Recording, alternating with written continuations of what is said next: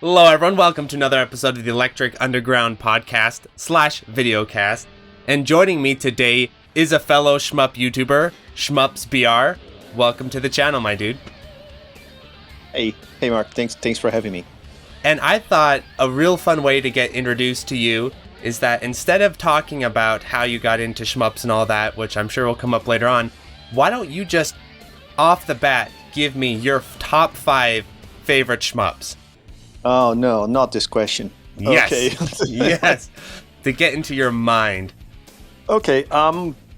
First of all, this is a very hard question for me to answer because, like, if you ask me the same question tomorrow, I'll probably give you 5 totally different games. But oh boy, let me see. I can. If it helps, probably... you can always go by the criteria of the 5 shmups you've played the most. I always think that's a really useful way to pin down favorites or games that you really like. One I play often. I mean, I even use it for training. Like when I think I'm going off, when you're trying to beat a game and you just can't get it, and you say, okay, I have to train. Yes. Is Flying Shark. Oh. Yeah. Which version? I like the arcade version, but I play pretty much every version. Flying Shark is one of those, all-time favorites. I like Gradius Gaiden. Oh, that's a good one. Not because I don't like the other ones, but I think Gaiden is like the apex of the series. What else? I want to ask you about Gradius Gaiden because, when it says Gaiden in a lot of games, supposedly they're supposed to be like somewhat an alternative take on the series, but some series they just throw Gaiden in there. It's not that different. Is there anything particularly Gaiden about Gradius Gaiden compared to the other ones in the series?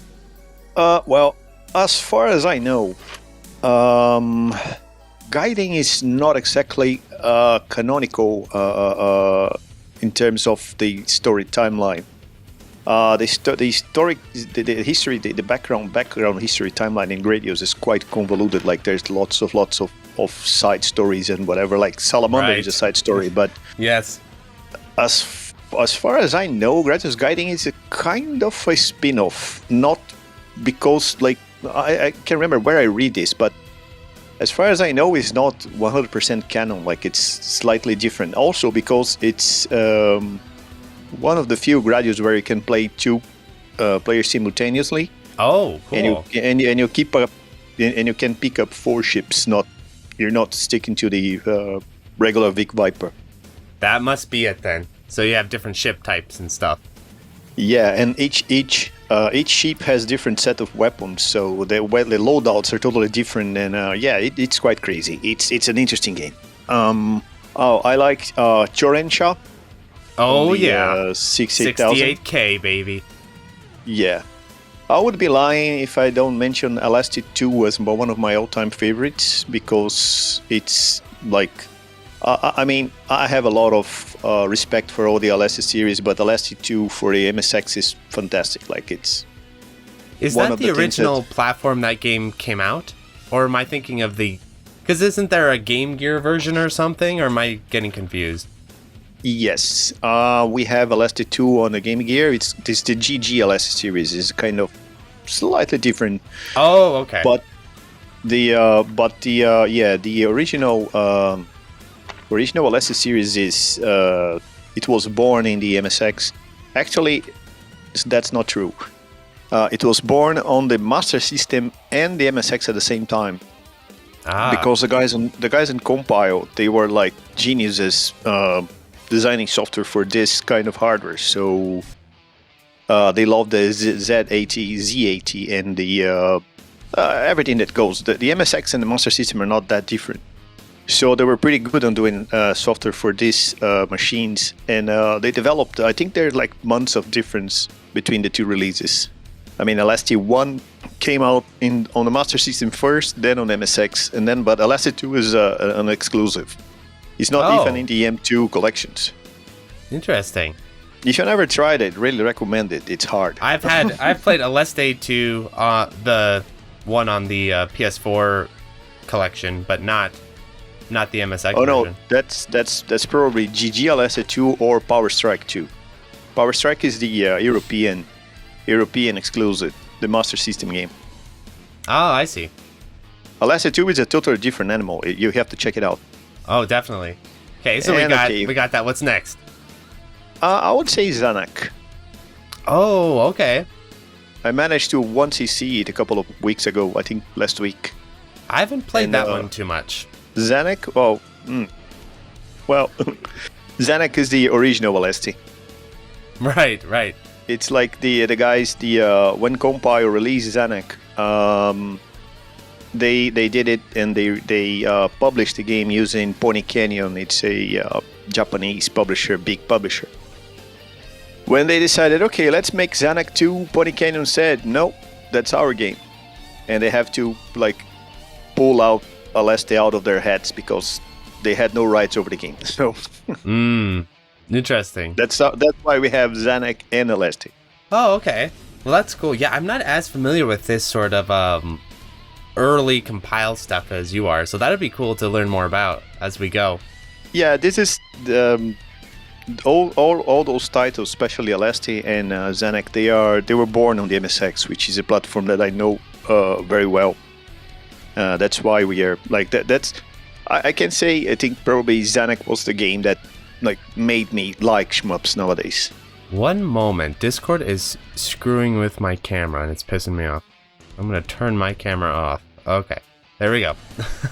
Okay. So it sounds like you have a real affinity for the kind of 8-bit, 16-bit era of shmupping. It sounds like going from your top 5. Yeah, like I said, this is my top 5 today at 5 a.m. on a Sunday, so it can be totally different tomorrow. Another thing about you that I wanted to learn more about on this episode is that you're from Brazil, and you said that the gaming scene in Brazil, especially with arcade games and all that, shmups, is quite a bit different than other regions that we might be more familiar with, like Japan or North America or Europe. Oh yeah. Well, Brazil is Brazil lives inside its own bubble. It's quite crazy. Whatever happens there, it doesn't reflect on what happens on the rest of the world. It's kind of crazy. Yes. Yeah, and I do have a little bit of familiarity with South America's sort of tastes in gaming and stuff over the years. Like, for example, when I log on to Fightcade, I know if I go and play King of Fighters or something, the majority of the players are going to be from South America. It's really big in that region of the world. SNK stuff is really big in that region of the world. And from what I remember, it takes a lot longer for consoles and those types of things to get to Brazil because of the high import taxes or something. You know much better than I, so I'd love to hear sort of your breakdown of what it was like, growing up in gaming in Brazil and what you were encountering and how that differs from North America and the rest of the world. Okay. This is a quite long story, so feel free to edit if you need it, because this I may need some time to put everything in context here. But anyway, in Brazil, in the 80s, what happened was we were living in a military dictatorship that started in 1964, and it lasted until 1988. So between 64 and 88, Brazil had import blocks. We just could not import anything, everything, because they had some very strict rules for technology protection and protection of the internal industry. So they just forbid everything to be imported. However, when I say imported, I mean commercially imported. You couldn't go to a shop. You could go to a shop and you would never find an import product there, like an electronic or a game or a computer or whatever. So no Nintendos or anything. You go to the game shop. No Nintendo, baby. No. Okay. But what started to happen was the gray market things. So people who had a friend or who was taking holidays, taking vacation and going to the United States or to somewhere in Europe, they used to get a couple of, let me take some Ataris to Brazil, 2 or 3 units. And I have heard stories of this, even here in Idaho, where people would come up from South America. They'd go into like a GameStop, not a GameStop, it'd be Electronics Boutique when this happened back in the day. And they'd just like buy a shitload of consoles and games and just like take everything they could so that they could take it back to South America. Yeah, and we had this kind of this was kind of a common practice there, and it was very common to get things from the gray market. So you had a lot of gray market imports going on there. Right. But yeah. But every video game in this period was like from the gray market. But but even you're importing, even if you're bringing like in your luggage from a trip, like you had to pay like a lot if you were caught. If you're not caught, that's fine. Like, so you had to pay even if that's interesting. So you went to United States. Let's say you went to Texas, and you bought a PS2. You bought like 5 PS2s, and you brought them back, and they caught you with those PS2s. You'd have to pay taxes on those PS2s. Yeah, insane. You're screwed. Insane. It's 88% on top of the label price plus shipping taxes. So, and would you would people? This is me guessing. Would people have like some sort of arrangements with maybe whoever's doing this sort of stuff? It's like, hey, I've got 5 PS2s, but I'll give you $100. Let me go, type of thing. I don't know. I never heard stories about this kind of arrangement. I don't think it's impossible to happen. It's totally possible. But I would just imagine, like, if you had a shop in Brazil, right? You're like running a game shop. This is all just me speculating, and you need to get products into that game shop. You might have some sort of like, what I would do is I try to set up some sort of connection with whoever's running the borders or whatever. Be like, hey, let my dude through, and we'll work something out. But like, there's an interesting thing about this period in time in Brazil. There were no video game shops. Oh, okay, never mind then. There's none. But what was two things were really common. Japanese shops, like with Japanese products, like toys, like, I don't know, Transformers, Gundam, and whatever, and toys. Like Japan in the 80s were like crazy about toys. Like you had all kind of cool toys. Yes, hell yeah. People used to, sneak a Famicom or two like between the shelves. Like if you go there and say, "Oh, what about the video games?" and the guy said, "Oh yeah, I think I have something here for you," and but unofficially. And what we used to have was, there's another country in this in this story. It's Paraguay. Paraguay is a kind of a country that has no. I don't know exactly the details about the how they work with the import laws there, but looks like Paraguay has no. I don't think they charge taxes or whatever. So everything goes through Paraguay. Right. And you can cross the border between Brazil and Paraguay by bus. So you just basically take a bus in São Paulo, for example, and you go to Asunción in Paraguay, buy your stuff, put it in a luggage, and bring to Brazil, and that's it. Right, and when you're going between those two countries, you're not having to worry about someone checking your bag for a PS2 or something? Yeah. That's the place where you want to give someone some money to, right. overlook stuff. Yeah, that's the place, Paraguay, because there was a connection. Hong Kong, Paraguay, Brazil. Oh, so Hong Kong would export to Paraguay. Okay, cool. Hong Kong and Paraguay was like trading partners for a long time, and Paraguay and Brazil used to take advantage of this relationship by buying things from Hong Kong via Paraguay. Isn't that sort of funny, because Hong Kong is like the Paraguay of China to begin with? Exactly. So it's like, that is a funny connection. So convenient, right? Yes. They just switch from Cantonese to Spanish, and we're good. So is that how you got consoles back in stuff back in the day? You take a bus down to Paraguay and buy some stuff? Some people used to have like import shops with like perfumes and clothes and whatever, and they used to bring video games unofficially and with no not consistently, because like sometimes like, okay, it's Christmas, you can sell them, or and when it's not, like you just like they're probably too expensive for a casual gift or something. So it was kind of hard to get things there, I can tell you. Yes, I've heard that. But there's another interesting factor. Because we have this ban and we just couldn't have electronics and specifically video games there, the government decided to overlook everything related to clones. So if you want to do like a NES clone or a Master System clone or whatever, the government said, okay, well, this thing doesn't exist here, so go on, clone it. Again, very China-like. It sounds like, yeah. Right? So, yeah. So basically a huge market for clone consoles popped up, and I've heard of this as well. Now, how sophisticated could these clones get? Could you get a clone PS2? No. Oh. No. PS2 was like on the 1997, 1998, right? Somewhere in there. I can't quite remember, yeah. No. At this time, the gray market was so strong in Brazil that we're having like official but irregularly imported PS2s. But we had, like, I can tell you, like, probably 20, 30 different types of Famicom clones and NES clones. And no, of course, like we never needed a clone Master System because we had the official thing there.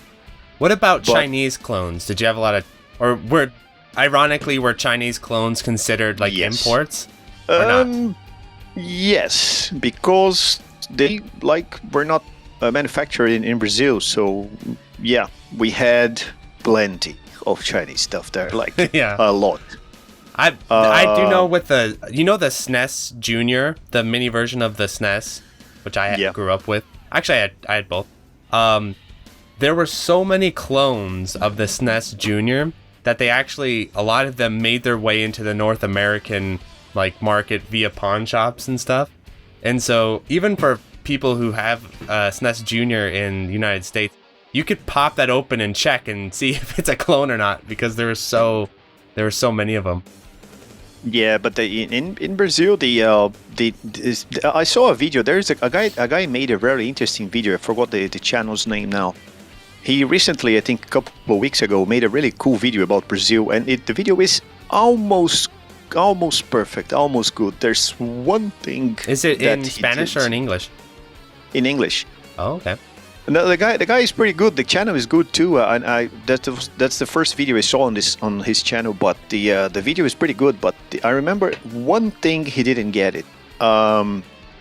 He made it sound like 80 or 90% of our market was Sega, because we had official Sega. That's what I've heard too. That's what I've heard too.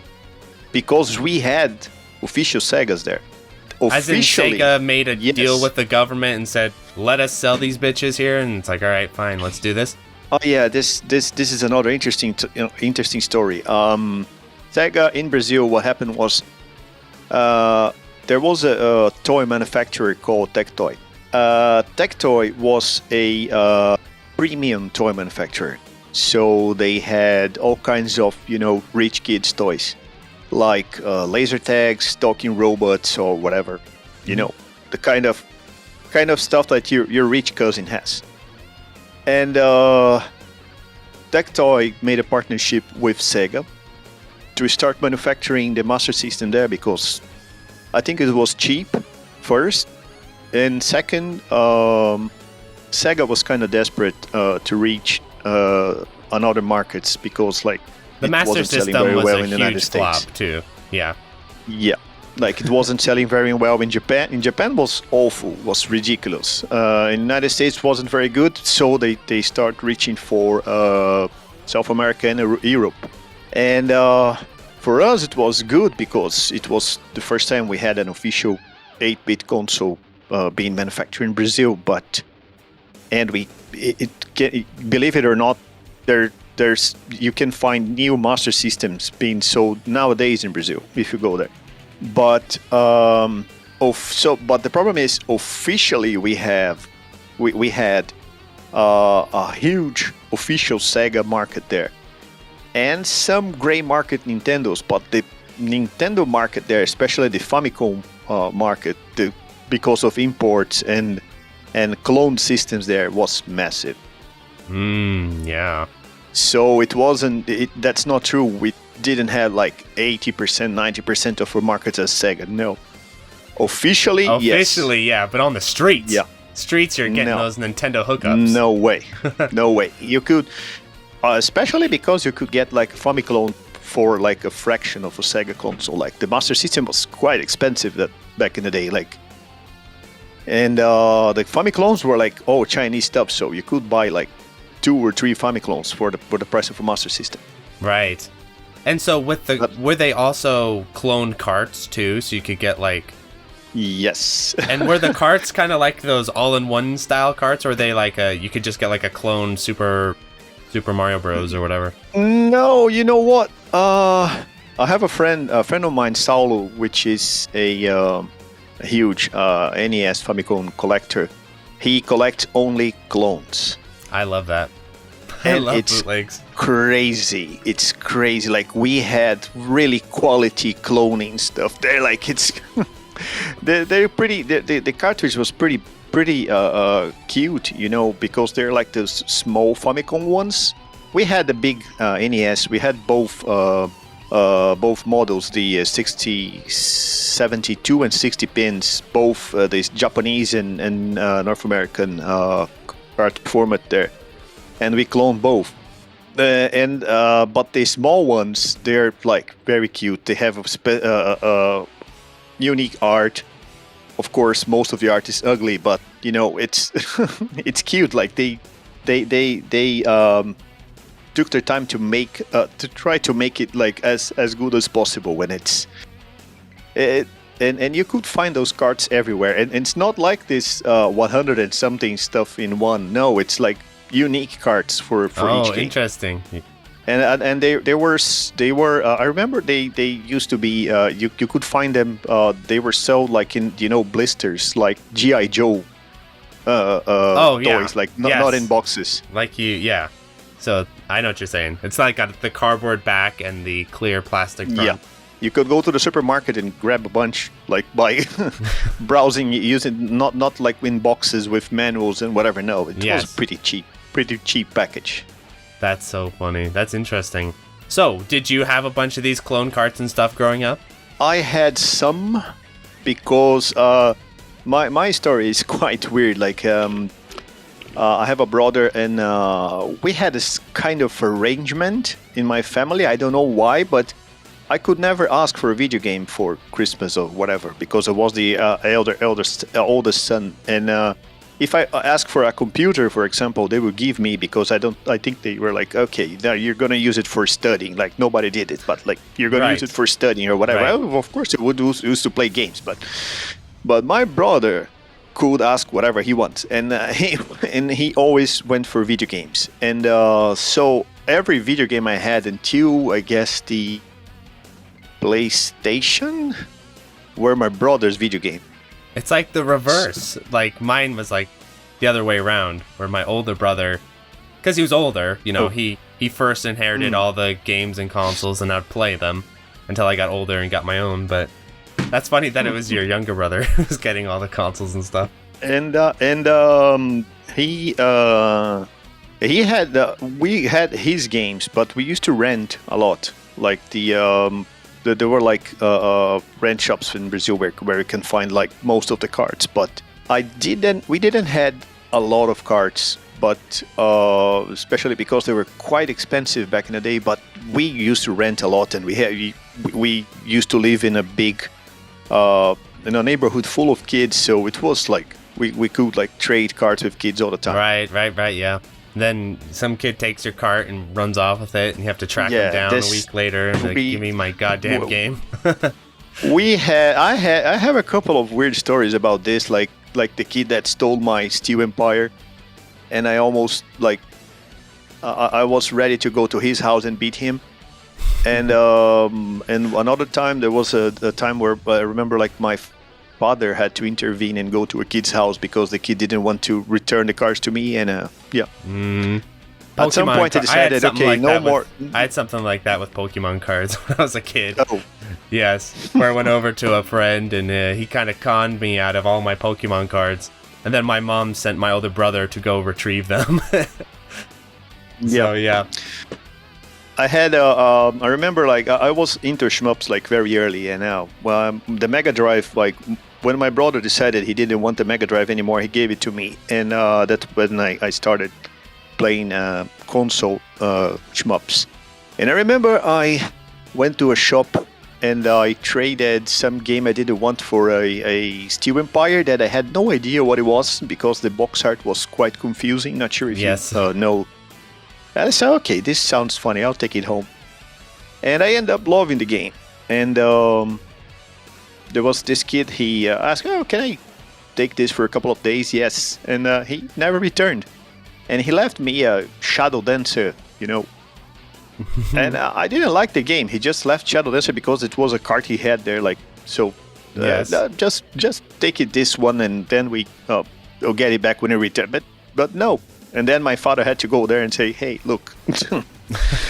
Hand it over. Talk to his father and say, hey, your kid took my kid's cartridge. And he really likes it. So. Yeah, I actually had a reverse of that where a kid came over to my house and he brought all of his. He brought like a box of SNES games over.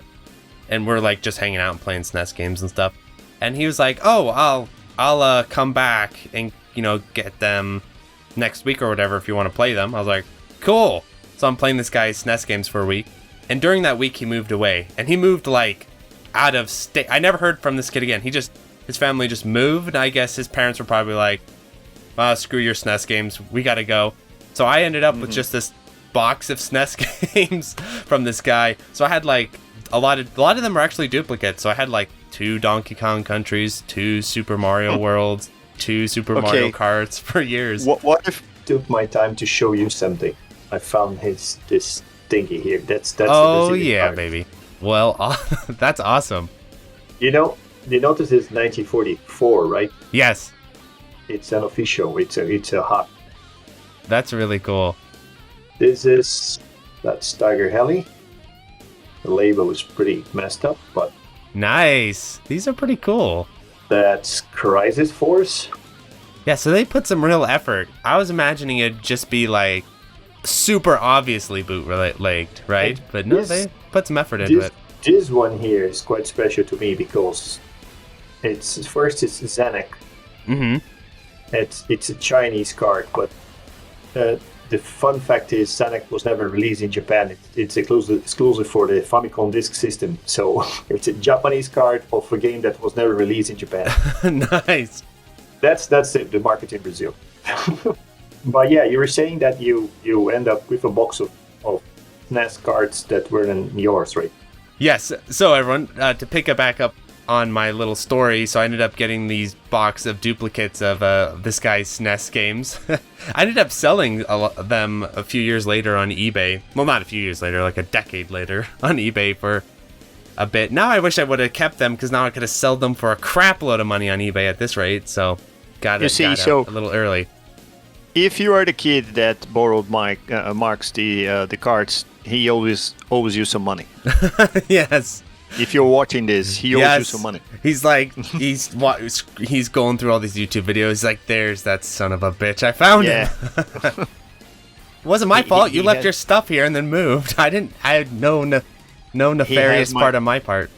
He has my copy of Chrono Trigger or something really expensive. No, he didn't leave me anything cool. He still has my Chrono Trigger there. I wish he left me something cool like that. It was mostly like Donkey Kong Country, Donkey Kong Country 2, Super Mario Kart, Super Mario World, like very common games. He wasn't dropping like Final Fantasy 3 off or anything like that.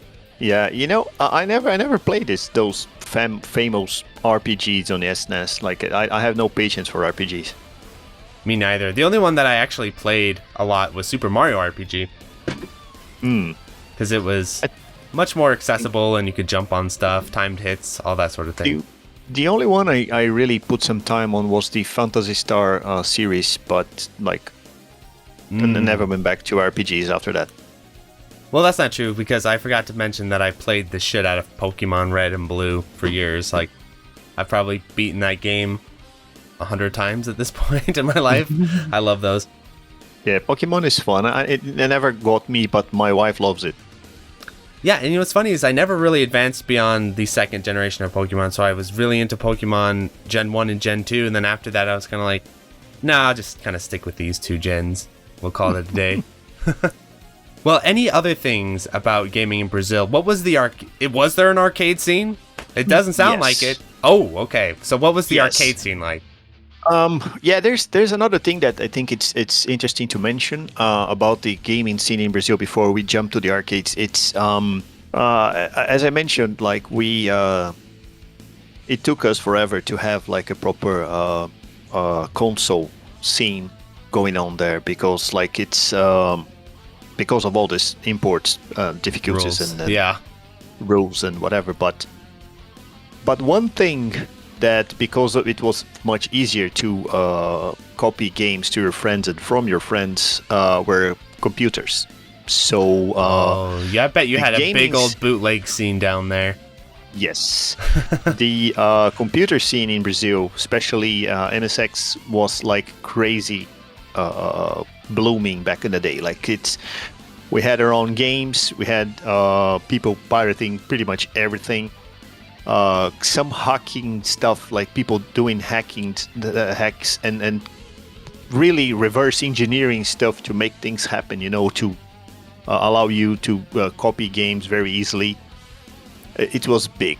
Like for most, I wouldn't say most, but for a lot of people in Brazil, you probably jumped, and I wouldn't say you, but like I remember, as far as I know, the regular American kid jumped from the Atari 2600 to the NES. Like it was like the natural transition. Right. In Brazil, since we only had the Master System in '88, most people switched from the 2600 to the MSX. Oh, wow, interesting. And the MSX is, I would say, pretty good for gaming. Like it's like if the only thing you had was an Atari, the MSX was amazing. And then people switch it to a NES or a Master System. Right, so there's that in between there between the Atari and the NES. And the MSX community in Brazil is quite fun one because the guys are like crazy fanatical. Like in Brazil we have this soccer thing that when we love something, we really love it. Like it's like a matter King of Fighters. Like exactly. And Yes. the MSX guys are quite fanatical. Like they compare everything to the MSX. They start like huge flame wars in the internet and whatever. But anyway, and but yeah, there's we had a pretty strong MSX and Amiga scene in Brazil. Yeah, and I think that I think Europe was somewhat like that as well, right? They had much more interest in the sort of those older gaming computers. My first gaming computer, funnily enough, if it even counts, was the Apple II. I actually gamed a lot on the Apple II. Yeah, I remember some good games in the Apple II. Not a lot, but some good games. It's interesting because the Apple II has it has no even colors, Yeah, I can't remember what exactly I was playing, but I remember I could put them all on a floppy disk and throw it in my Apple II and just go. I remember them being pretty simplistic games, though. It wasn't like I was playing NES level stuff on there. It was like not even Pac-Man level stuff, probably.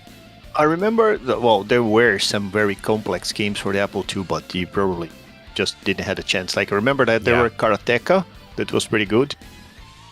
And there was another game called Captain Goodnight, which was really good, but apart from that, I never had an Apple II.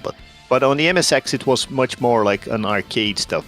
Right, yes, definitely. The games were really like they tried to do their best to mimic the arcade capabilities. But that's just the only thing I'd like to highlight about this, the home gaming. But the arcade was always strong in Brazil. Okay, yes. What's the arcade scene like in Brazil? Well, back in the 80s, there's an interesting story about this too. My grandfather was a lawyer, and when me and my brother, when we were really young, he used to take us to the arcades.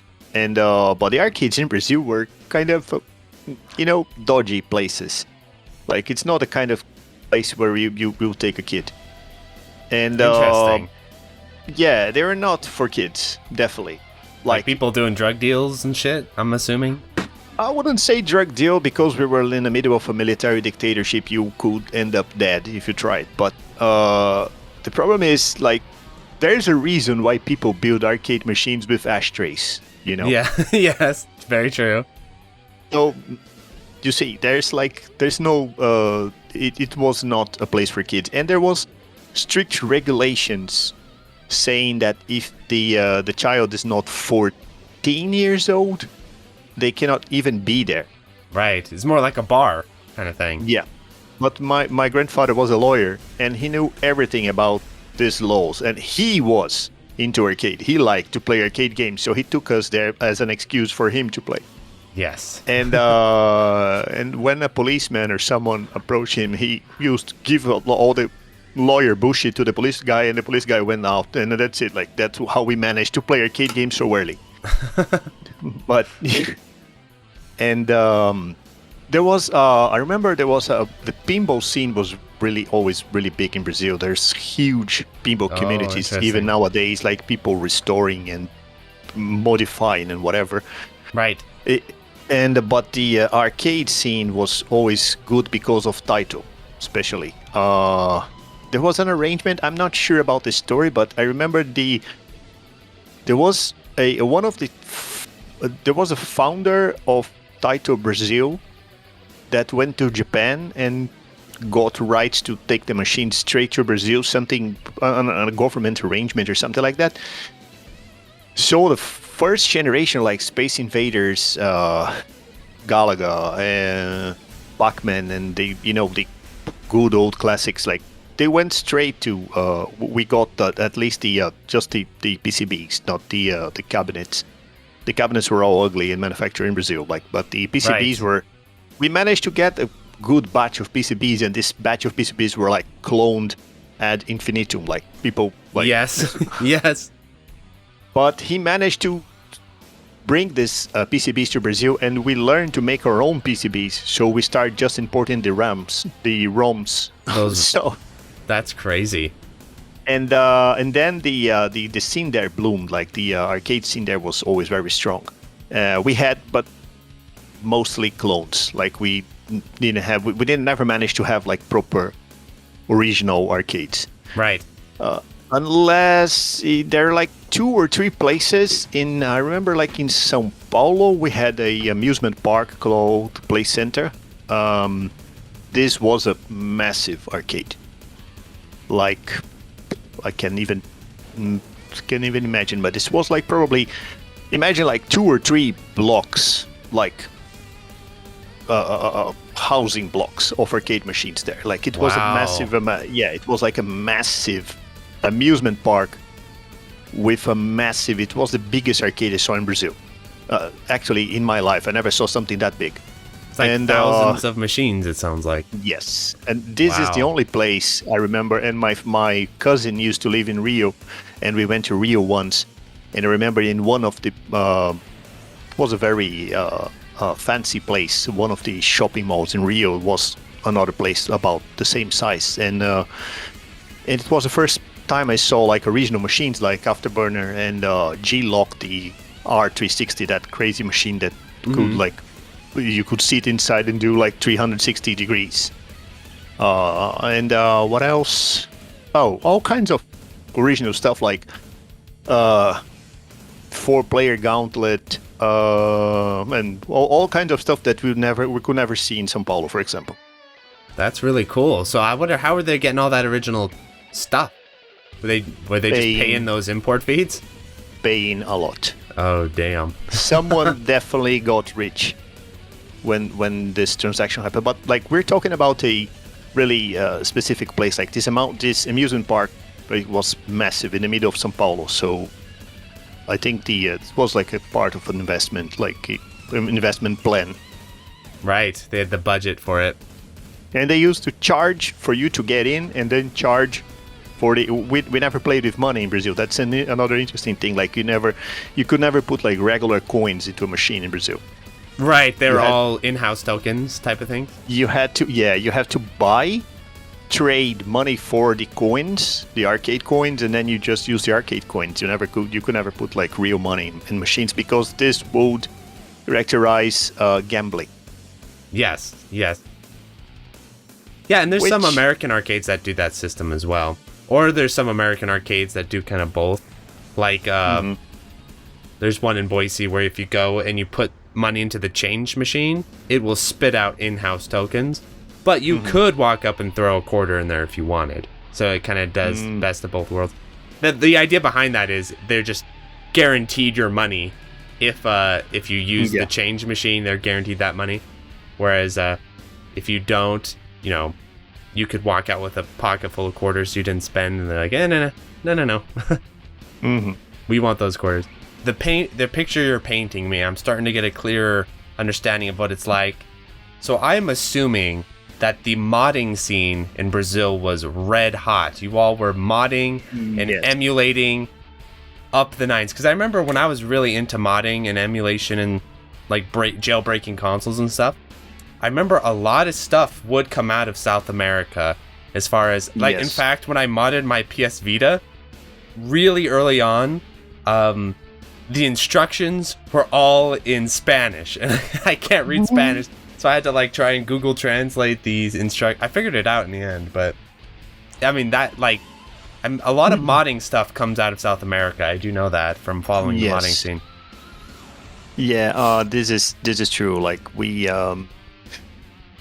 I guess because it took us a lot to get into the official market, like we had no shame into modding stuff. So we never had problems with that. I remember a friend of mine he used to own a gaming shop by the late 2000s. And I remember he used to say, like, if you find one PlayStation without a mod chip inside, I'll give it for you, because, like, it's quite hard to. It wasn't possible to. And yeah, I remember my friend in Idaho when I was in high school. He had a whole side business when we were high schoolers of modding people's Xboxes.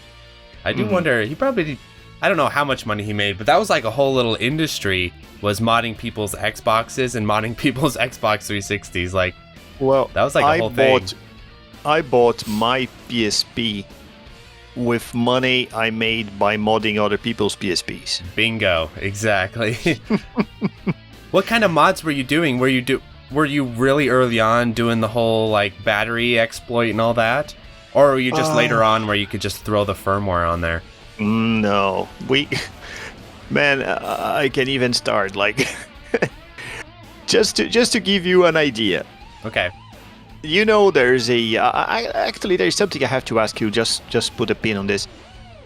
I saw that your nick is Mark MSX. Is it because of the computer, or is it your initials or something like that? It is because of the gaming computer, but it's a little bit of a trap, because the reason why I chose Mark MSX is because I'm a huge Metal Gear fan, and all of the cool Metal Gear names were taken. Like, I wanted to be Sniper Wolf really bad, but there's like this like popular, what do you call them, like streamer girl, that's Instagram girl, that's called Sniper Wolf, so I couldn't use that. And I didn't want to use anything too cheesy, and I thought, okay, I'm going to do a deep cut here, because Metal Gear began, Metal Gear 1 and Metal Gear 2 began on the MSX. So I was like, and I played the MSX versions of those games, and I really liked them, so I was like, Mark MSX. So, but outside of that, I'm not like an MSX expert or anything. I don't know all about it. No, it's just, I was curious about, okay, Mark MSX, I think this guy... But it is named after the MSX. Exposure. Yes. Oh, nice. But yeah, just to give an idea on the MSX topic, there is the MSX1, which is a simple machine. Then there were like 2 and 2 plus models.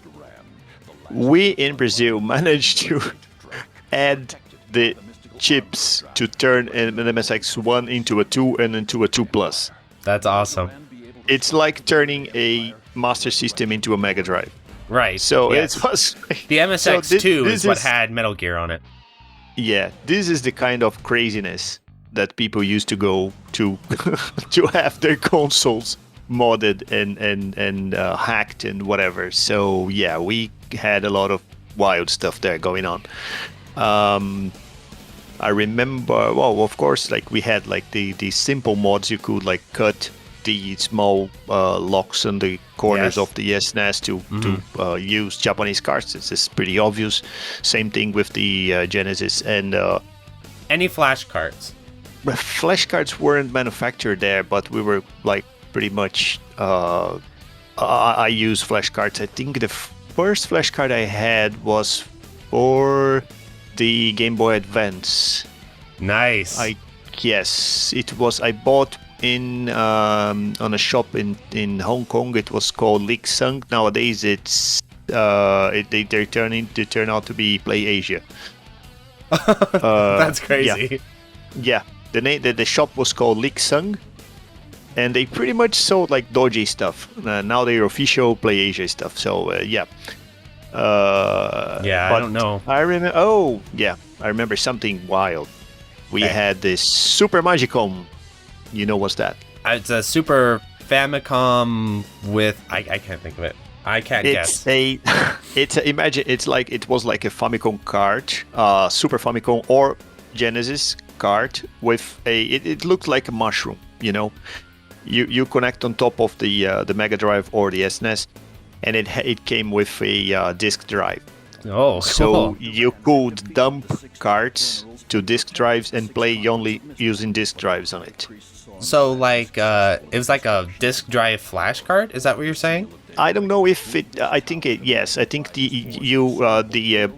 Magicom used to dump the ROM to the disk, the floppy disks, and when you're playing the game, you use the floppy disks to load the ROM to the RAM.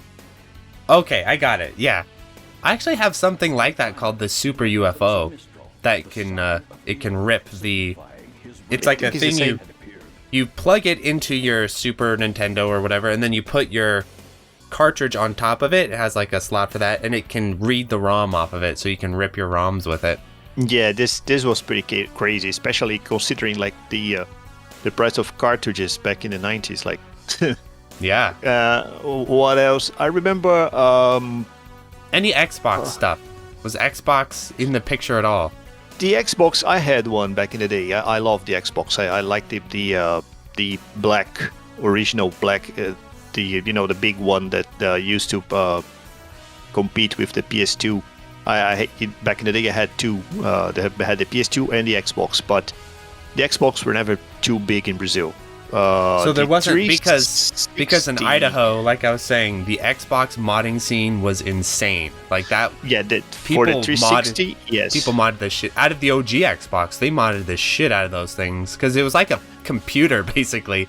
You could go to your friends and he'd load like almost the not almost the entire. Because there's a lot of Xbox games, but you could get like hundreds of Xbox games on a hard drive built into the Xbox and. It could emulate stuff. You could play the Super Nintendo and the N64. And that was actually my first experience with emulation. Was on the OG Xbox. My OG here, it has like a 2 terabyte hard drive, something like that. Right. And I showed my wife a couple of days ago, and she said, "What do you want to do with this? Like, you want to move to a desert island with, you keep playing things there until you die." Like, but yeah. Yes. And but no, the problem with the OG Xbox in Brazil, it was too expensive. The PS2 in 99, 2000, even in the gray market, was not very expensive. But I remember I saw a comparison table here, and I remember it was like about twice the price of the United States. The Xbox was like 3 times, 4 times. Because the hardware was more expensive, so and people weren't able to like smuggle them across the border, San Paulo style or whatever. Yeah, because the thing is massive. That is true. It is huge. like you were going to play the same games, and we already had the PS2 Slim. That's about true. the size of a DVD, so nobody Yes. cared about. But on the 360 is another story. Yeah, I On bet. the 360, the modding scene was crazy. Like, I remember the friend of mine used to unlock, jailbreak the 360s, and he made a lot of money on this. Like, Well, he used to, it's definitely one of the harder ones to jailbreak of all of the consoles. That thing was because 360s, for people who don't know about modding 360s, there's all these different variants of 360s internally. Like, there's all these different chipsets and manufacturers, and so you have to know when you're modding them how to break each of these chipsets and stuff. So it's Also, like I there's watched a presentation on it that was like 3 hours long. It was like, oh my god. and there's another thing about the Xbox, the 360. It was hard to just keep in your shelf and play it regularly, because everything that Microsoft do is like biodegradable. It's like the bacteria starts to eat Yes. it from inside, and they simply used to die by themselves. Yeah, the red rings. I had a couple with this problem. I had one red. I have two Xboxes. The later one though, the later 360s, like the black ones, I think those hold up a lot better. And I have a modded one that has all these special. What's the name of the thing? The Elite model? Yes. I can get footage of my early death. Okay, here we go. Don't worry, your camera is off. I have no idea what you're showing. That's right. It'll just keep recording forever. Okay, so here we go. This is the later model Xbox, the black ones, and I actually have a special one that has like these fan mods on it. I don't know if you can see. You can't see them when it's not on, but it has modded fans that keep it a lot cooler. And this thing has never given me a problem. But I have another Xbox, the white models, those early white models, and it red ringed one time, and I was like, oh, I'll just throw this away, whatever. And so I smacked it, and it stopped the red ring. I was like, aha, fixed. And it hasn't red ringed since, which is funny. You know why? No, right? I have no idea why. The problem with both the PS2 and the 360 back in the day was there was an European regulation that was adopted worldwide to stop using lead soldering. So they had to switch to an eco soldering, and the eco soldering sucks. Like it wasn't thermal resistant. So when the console overheat and cool down they were prone to cracks. Yes, I heard about this. Now that you mention that, yeah. That's why you smacked your Xbox and you just like connected the pins together and it started working. Yeah. Yes, my friend, I remember this now. My friend mentioned like one method of fixing the Xbox red ring. I don't know if this is true or not. Was to take it out of its case, stick it in the oven, and like cook it. I was like, in Brazil, we used to wrap them in duvet, Yes. And when on, we used to keep the Xbox on, wrapped in a duvet, so the solder will melt and reconnect. That's because crazy. Brazil is much hotter. Yeah, no kidding. You just stick it out on your driveway. Yeah. Well, that's really cool. So I want to follow along with your personal history then with consoles. What was your sort of story with consoles? Were you the dude on the block that had all the consoles, or were you sort of had to get them later in life, or how'd that all go? My brother was the dude on the block who had all the consoles. Oh yeah, right, that's right. But anyway, we first one we had was the Atari 2600 that I told you, and I was like I mentioned, if I asked my father for a computer, he would give me, but not a console. So Right. I grew up playing the ZX Spectrum. He wanted you to be a studious person. I'm Yeah, I think he ended up turning me into a nerd, but I pay my bills this way nowadays, so I'm fine. I'm good with that. And so I played a lot of the ZX Spectrum, a Brazilian clone we had. Then the MSX, but my brother has a console, so I played a lot of Master System and a lot of NES back in the day. Then we went to the Mega Drive, the Brazilian Genesis. My brother then bought an SNES while I had the Genesis, so this was a very good time in my life. Like, we had both the SNES and the Genesis at the same time. There was no console war at home. So I had them both too. I had both of them too growing up. And what else? After that, my brother got a PSX, and at this time I had an Amiga because I was trying to start learning programming, and the Amiga and the gaming scene on the Amiga in Brazil was not very good, so it was great for the Amiga 500, but the 1200, which was the one I had, the 1200 was like the end of the Amiga. Right. And I wasn't very, into, and I was trying to more like use the Amiga for IRC chats and know, the coolest girl online or something like that, not playing video chat games rooms and stuff. yeah, exactly. Yeah.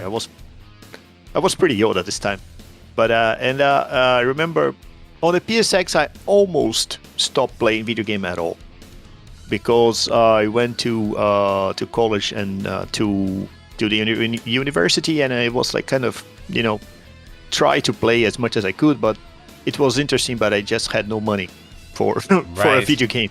Right, and they're very hard to get a hold of, I'm assuming. Yeah. But what's funny though is, like, in a way, I do kind of wonder if having it be a little bit sort of illegal or whatever, if that made it a little bit cooler. Like, I can imagine, like, you bring your friends over and you have like a PlayStation, you're like, check this shit out, and it's like, oh damn. Yeah. Like, it seems like that is the one cool thing about it, though, is like, it would probably, like, your nerd level might go down a little bit if you have to, like, smuggle shit in or whatever. Yeah, I remember this kind of happened to me by the end of the university. Like, I was about to graduate, and I end up with a Dreamcast that a roommate just left in his stuff when he moved out of the shared room we used to live, and he forgot a Dreamcast there. I didn't even know he had a Dreamcast. I think he didn't like the console or something, or didn't know how. I don't know. But I end up with I inherited a Dreamcast. So yeah, if someone is watching this video, and yeah, I owe you a Dreamcast too. Anyway, and put it in the mail. Yeah. But yeah, nowadays I would give you the Dreamcast. I'm not sure if it even works. I still have it, but not my black one. My black one is mine. But the a friend of mine traveled to the United States, and he brought me a PS2. Back in the day where there were no PS2s in Brazil, and this was really cool. Like I think I imagine a console that was like not just used but abused. This PS2 was like destroyed. And it was also a DVD player. Did that come into play? Like, girls come over and you pull out the PS2 like DVD time. Exactly. Now you can imagine like 4 to 5 guys living in a shared house with one PS2. The PS2 were never shut down. Right. Never. Yeah.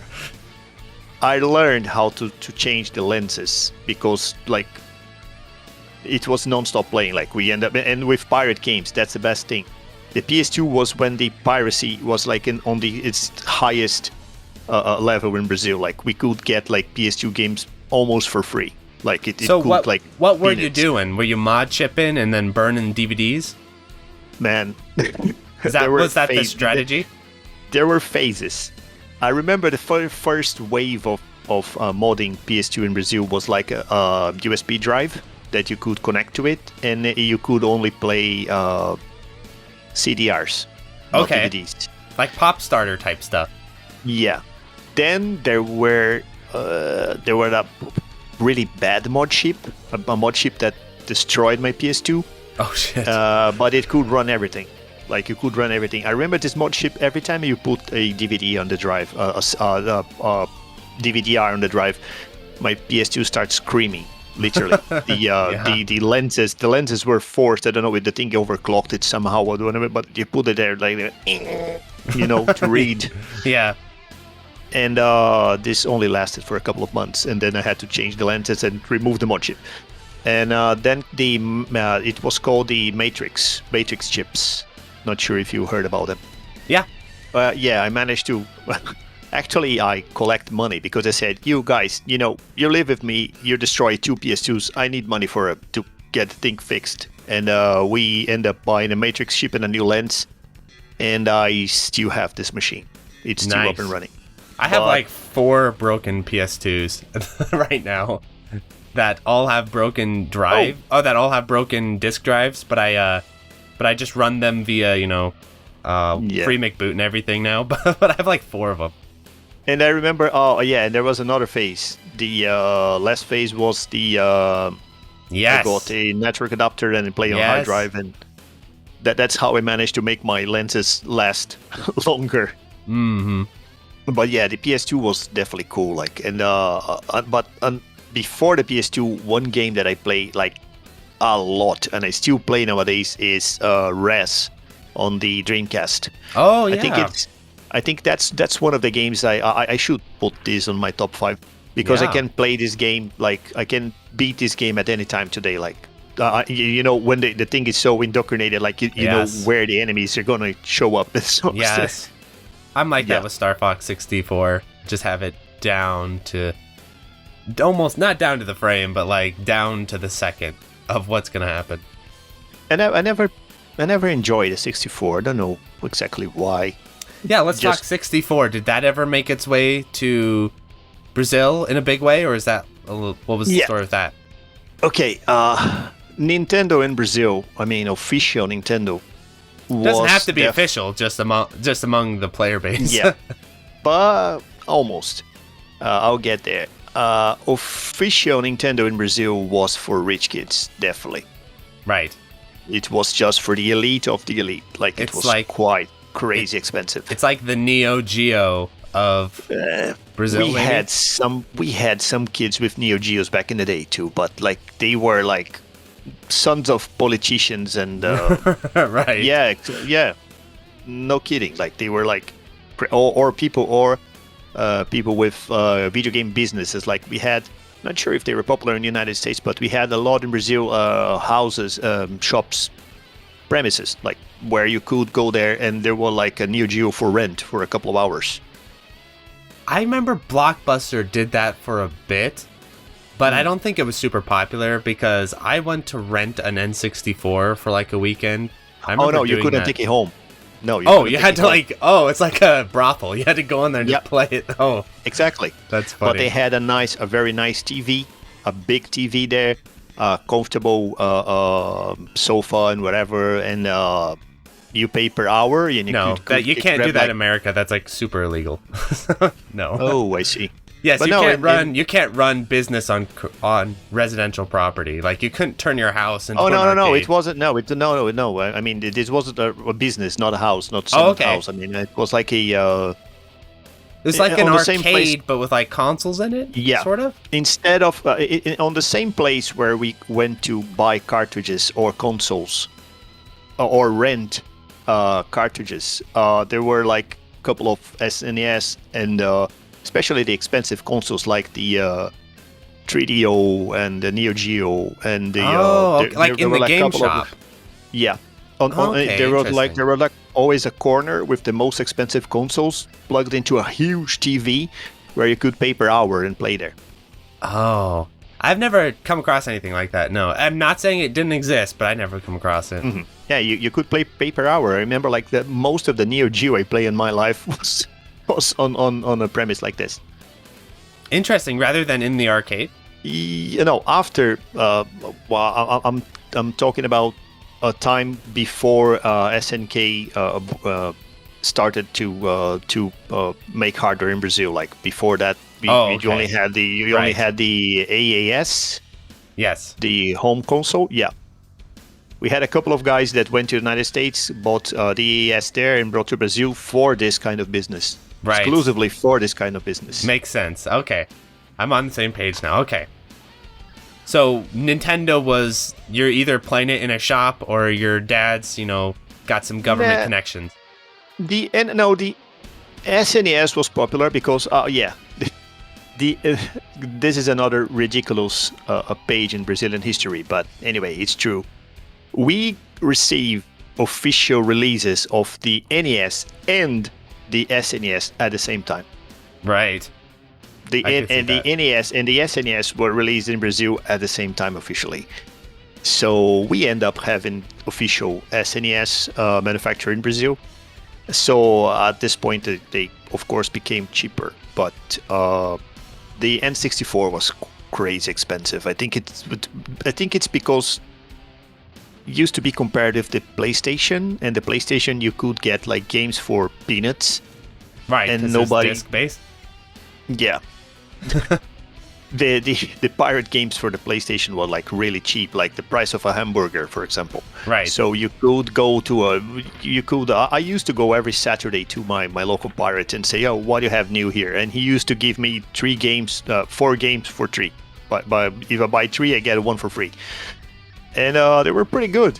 Like, the quality of the pirate games were pretty good. Like, and this never happened to the Nintendo.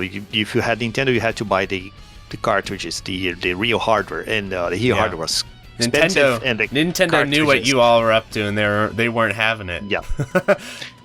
But we also had pirate Nintendo 64 games. Yeah, I imagine that didn't last forever. The lockout chips or whatever they had on there. No, we had. I remember the bootleg Nintendo games were crazy heavy for some reason. I don't know why.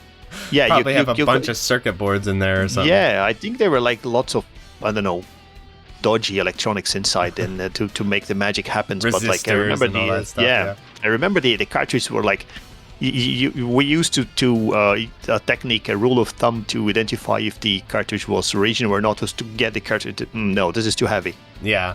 But yeah, we had, and my brother used to have a Nintendo 64. This was the time where I kind of almost stopped playing games because, I don't know. Everyone had that sort of phase in their sort of early 20s. A lot of people. And I was like, I don't want to play this thing. And the N64 was never such an appeal to me. Like, I didn't like the games. I don't know. But like, I remember it was crazy expensive, and you had a lot of trouble getting games for it in Brazil. So for me, it just didn't justify the price. Right. Well, I'd imagine with that sort of lopsided market, it would be kind of crazy. Like, you go to buy a PS4, and the PS4 is $200, and you go to buy an Xbox, and it's like $1,000. You're starting to be like, okay, screw the Xbox. Yeah, exactly. I remember when I was I saw the specs of the Xbox and the PS2. Everybody was rooting for the PS2 because it's a huge marketing success. But I remember I saw the specs for the Xbox, and I saw it was a computer, a PC.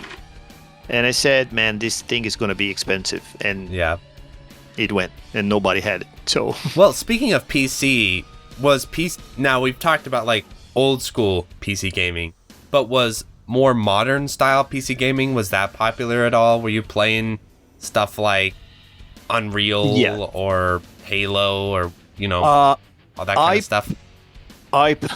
My history with PCs was like I was a stupid kid with my Amiga, and I kind of had this kind of ideology. I was kind of, I don't know. I was all about like the Cyberpunk Manifest and the hackers and whatever, and I was thinking, and there was a thing in the scene about like the Amiga is the cool computer for hacking, right? For the hackers to be in the future, and it's I like was the I don't know, Linux of the dime or something. Yeah, and I was kind of my friends were like those kind of guys, and for me it was natural. Like, why do I want a PC with Windows? And it was expensive. It didn't have games. Back in the day, it was true. It was before the PC started to get good games. Yeah. Before Doom. Yes, basically. And the PC games were awful.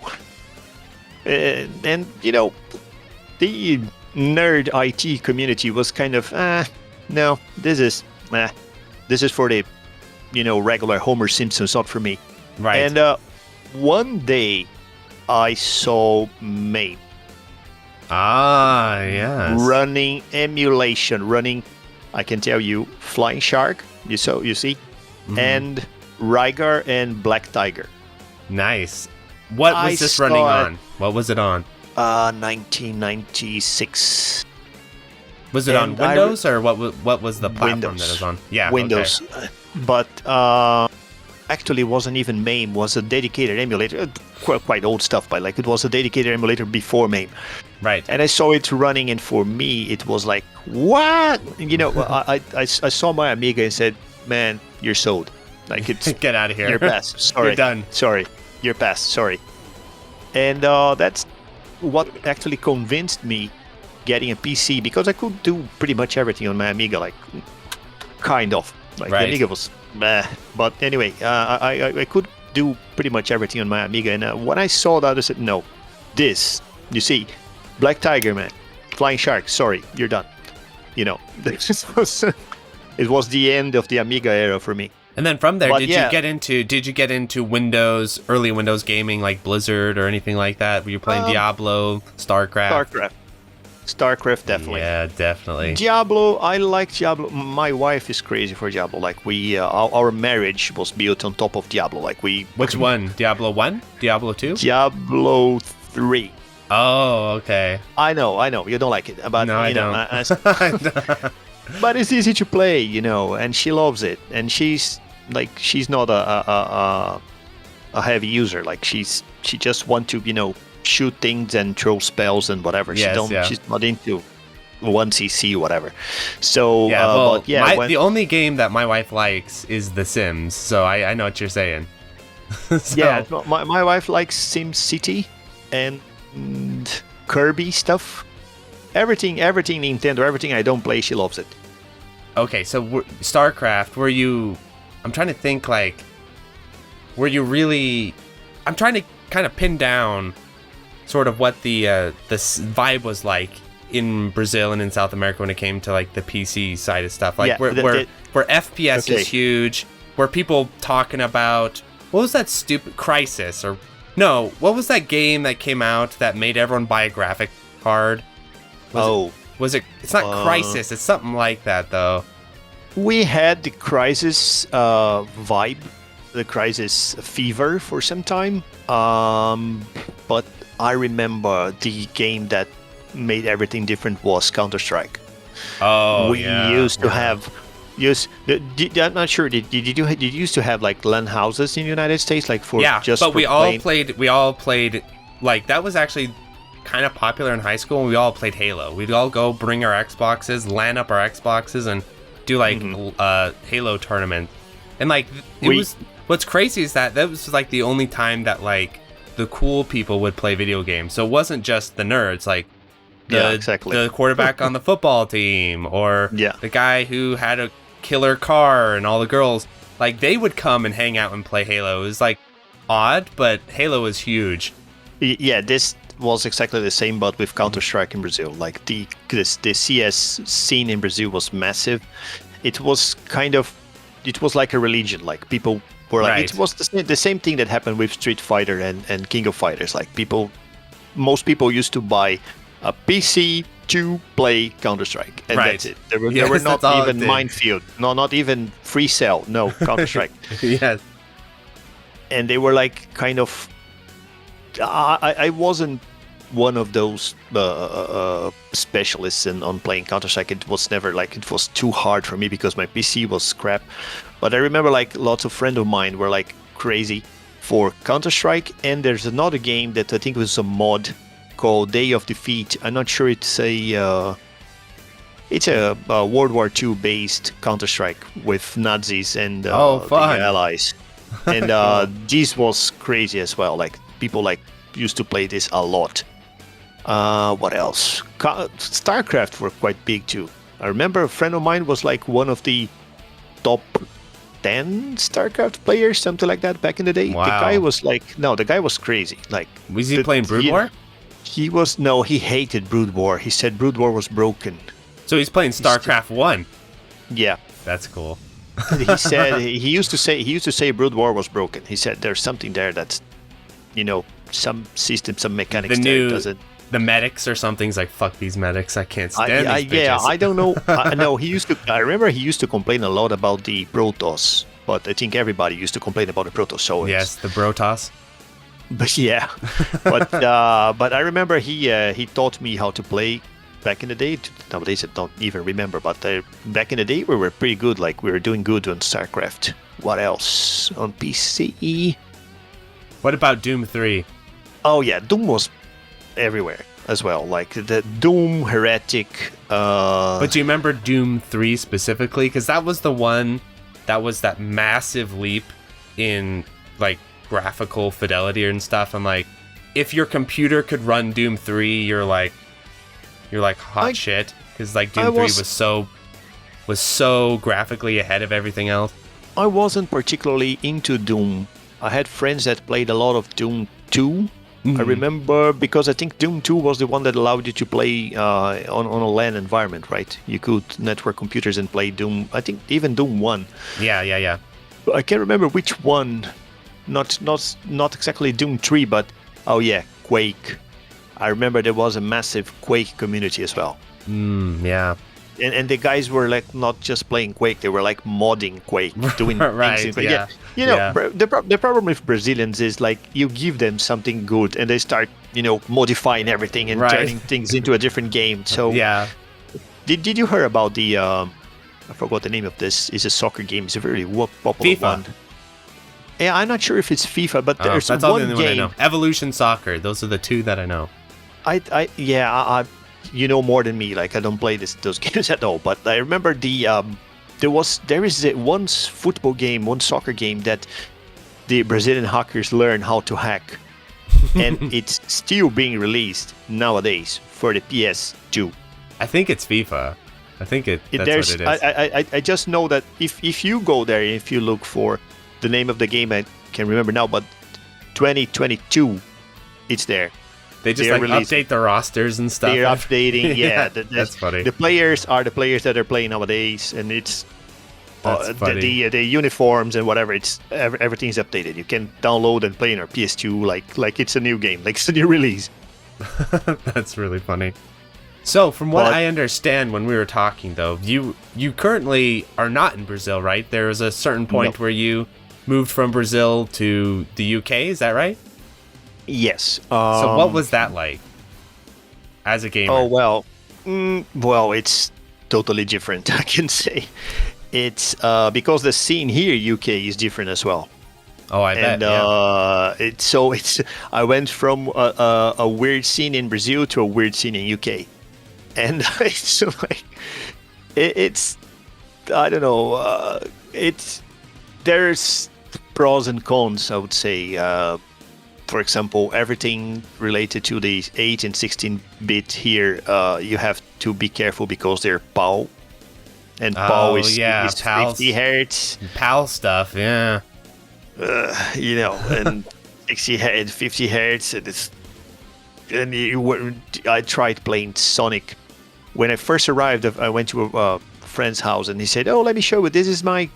You like old stuff? Oh, okay. Now this is my Mega Drive and this is Sonic. Oh, you want to play it? Yeah, why not?"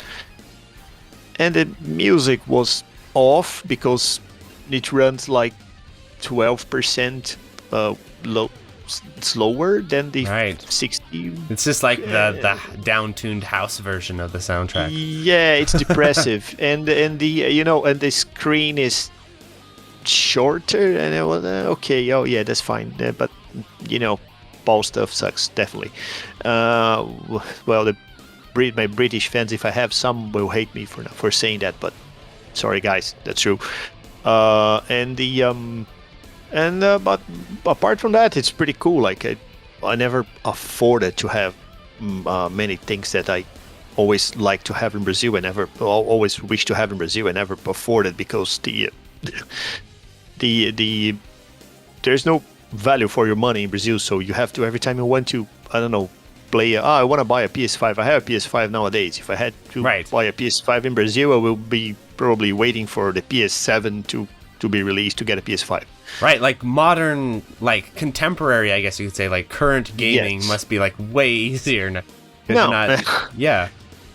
I bought my PS4 in Brazil when I was still in Brazil, and I remember I moved. I don't remember when I bought it, but I remember I moved to UK in 2016. I finished paying for my PS4 in Brazil with pounds because it's too expensive. It was like on like a monthly payment plan or something. Yes, I had How a much monthly was plan. it? Oh man, I can't remember now, but I remember it was like I could buy 3 PS4s. Right. basically. Yeah. Wow. And the thing broke, and I had to sell it. And when I purchased one for like £100, it was like, what? No, that's That's wrong. gotta blow. Exactly. Why don't So- you just here? What if you I don't know how Brazil rolls, but it'd be funny if you went to the UK, bought a PS4 in the UK, and just mailed it back to them. You're like, I'm just returning my PS4. Here it is.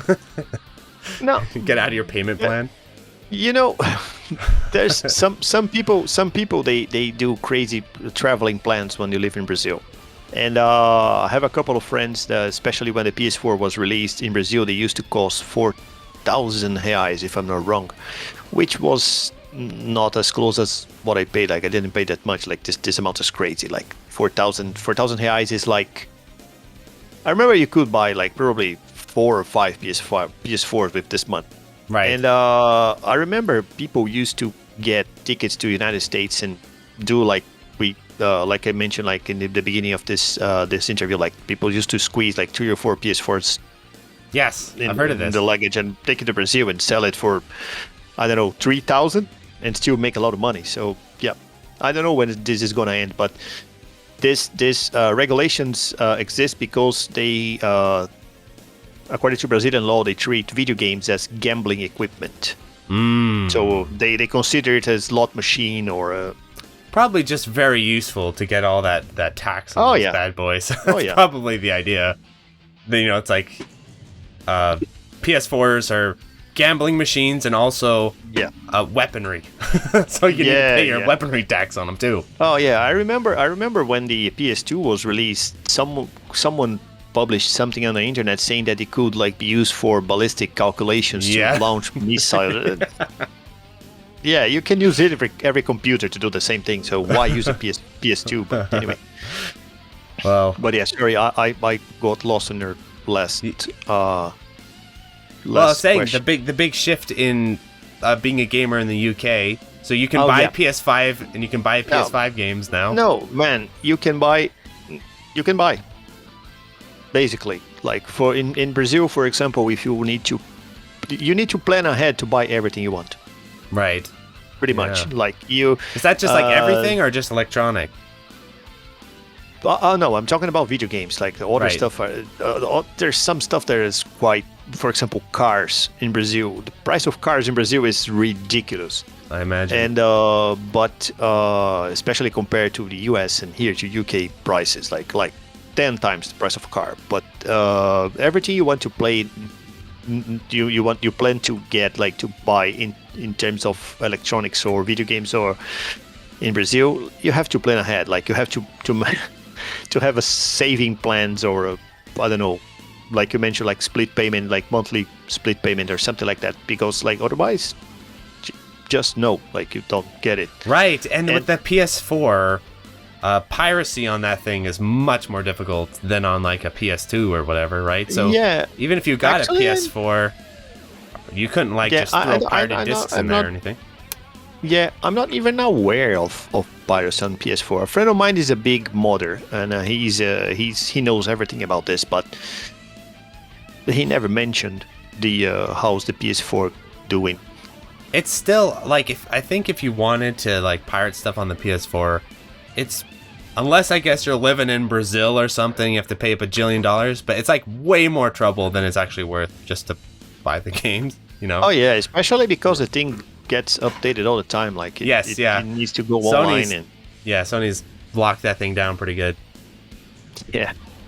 But here in UK, no, like here's affordable. I think it's much closer to than your situation in the United States, for example. So you want it, it's okay. Like you it could be a little bit more expensive than you, I don't know, split payments or save some money, but it's possible. In Brazil, for example, there's a guy. There's a quite sad story, I'll tell you. But anyway, I won't tell his name because he's a very known person in Brazil. But he's one of the pro players we have in terms of Shmups. He participates on the La Calice Cup. Oh, okay. You know? Yeah. And he participates on many championships online. He cannot play anymore because he had a really bad job and no money for a better computer. So he basically is running everything all the games are stuttering. You know, SoftStar that we arranged for you to have a copy. He can't run SoftStar on his computer. Damn. And he can't pay for a new Windows one. 98 or something. Yeah. Yep. So computers are hard to get there then. No, they're just expensive as any other electronics, but the guy has a bad job and a bad payment, and he's going through difficulties. So he's unfortunately one of our best pro players in terms of Shmups is not participating because he cannot afford a computer. Damn. Yeah, we're trying to do I don't know. I'm planning on doing something to gather some money and help him get one. But right, and for example, I have let's say you were just buying a mid-range gaming computer. Here in the US, you could, especially something just to play Shmups with, you could probably get something for like $200, $300, something like that. But in Brazil, it's like triple that, I'm assuming. 10 times. Holy shit. 8 to 10 times. Wow. Maybe would it be possible, to just ship him a computer rather than send him money? I think so. Or would they tax his computer when it shows up in the mail? Even if they tax, it will be cheaper to do this than to buy the parts. To try to buy something in Brazil. Wow, that's crazy. What about monitors and stuff like that? Computer monitors? No, monitors are okay. We have manufacturers doing monitors in Brazil because they're the same manufacturers that do TVs. So at this point, It's okay. They are affordable. The problem is hardware, Right, PCs. the chips, things with little chips in them and everything. Yeah, motherboards, RAMs, CPUs. Yes, Well, right now too, even nationwide, all that stuff's way more expensive. Yeah. I got sponsored by NVIDIA. Not sure if I told you this, but the NVIDIA guys in Brazil said, "Oh, you are the only channel in Brazil talking about Shmups, so we're going to sponsor you." That's cool. And they sent me a new video card, but. And even them, they said, okay, we're not going to send you the best one because it's quite hard to get one, but this one is quite good for whatever you're doing. That's crazy. I remember I was gonna for Elden Ring, I was like, okay, maybe I'll beef up my graphics card, and I was looking at prices nah, I'm not buying a new graphics card. So I'm looking forward to play this game. I didn't I got busy this month and I don't even watch the videos, but I'm curious about it. Oh, SoftStar? No, Elden Ring. Oh, Elden Ring. I play SoftStar a lot. Okay. Well, I would say if you get Elden Ring, if you have anything other than a PC, get that version, because my PC is pretty beefy. It's got solid stuff in there, and it's struggling deeply to try and run that game. Well, I wish I would have bought it on the Xbox One X instead. But the SoftStar guys in Brazil were freaking out that you were playing it. What were they? Yeah. That's cool. Yeah, they were really, really, really happy that you played it. They were very proud of the game. I didn't participate in the game. I was just helping them to, talk about it and give it visibility. But they were like, oh my God, they're playing it.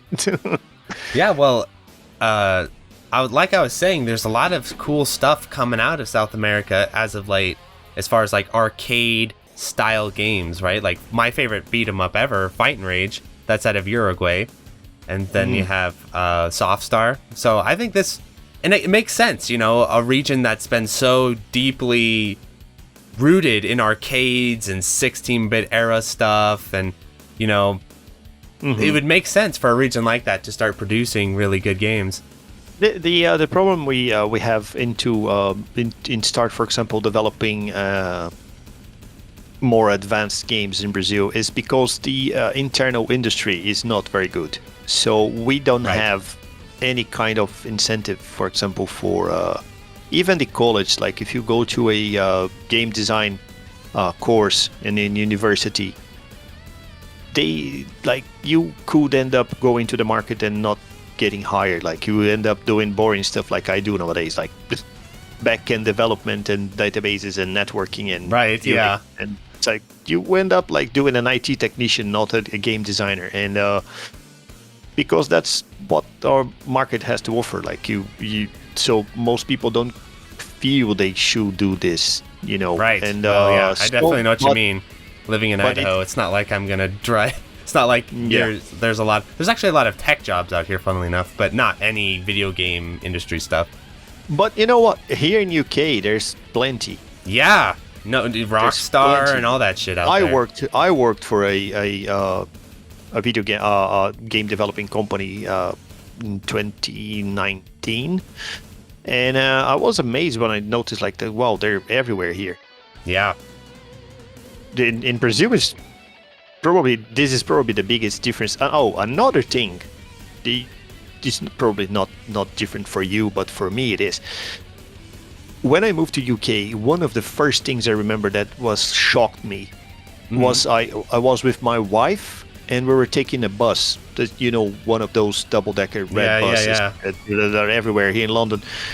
And there were like I can't remember the game. I think one of the Assassin's Creed game was getting released, and the bus was like someone made those huge stickers to. Oh, yeah. There's like advertising on the bus. Yeah, we were looking at it. It was. Do you see that? Like, there's a video game advertised on the side of a bus. Like, yeah, it's crazy. I don't see a lot of video game ads these days. I don't watch cable, so that's why. But it's like, if you're not plugged into real mainstream cable and TV and all that sort of stuff, you start to lose track of what's actually being advertised to the mainstream people and stuff. No, but the fact is, in Brazil, video game is a subculture of a subculture. Yeah. It for me, seeing like that massive ad on the side of a bus, it was, I think, the equivalent of seeing like, I don't know, really underground punk band being advertised on the side of a bus, because like that's how we feel as a gamer in Brazil. Like nobody takes gaming in Brazil too seriously, and we were like, did you see that? Yeah, that's crazy. I think this is one of the biggest shocks. Like, and when you go to a shop here in UK, that's another difference. I was in the shop with my wife, and we saw one of the first days when we start to get London a little bit better, and we entered one of the massive big video game shops they have here, and I remember a family entered, and there were like 2 or 3 girls and a really small kid, and they were like a family entering a game room and a game shop and buying stuff, like, and we were like, my wife said, wait, but there's like women buying video game stuff. Right. Like in Brazil is like a boys club. Absolutely. And she was like, there's women. I like that. Yeah, I definitely know what you mean there. I said this on a podcast that I was a guest on a long time ago. And I think I kind of offended the guest on the show, but I wasn't trying to offend them. I was just, because the topic at hand was girls and gaming and everything. And I just mentioned that I'd actually in my life never met a girl that was into games, like in real life, in person. Like I've never met someone like that. And I was just mentioning that. So I definitely know what you mean. It's definitely, growing up was absolutely the boys club. Like, and here is totally different. And to be honest, like I used to go before COVID to the London game market, which is basically a place for trading and buying stuff, not just video games, but everything related to. There's lots of women. Yeah. And, well, it's also my wife said, for the first time I feel comfortable being on a gaming environment, being a woman. Yeah, no kidding.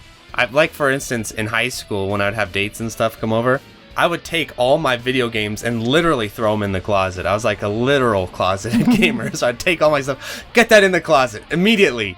Get the guitar out, put out the band stuff. Like, games must be hidden. Yeah, so it's a whole different culture for a lot of people. In Brazil, it's about the same thing, and because of this soccer mentality, people have to pick a team.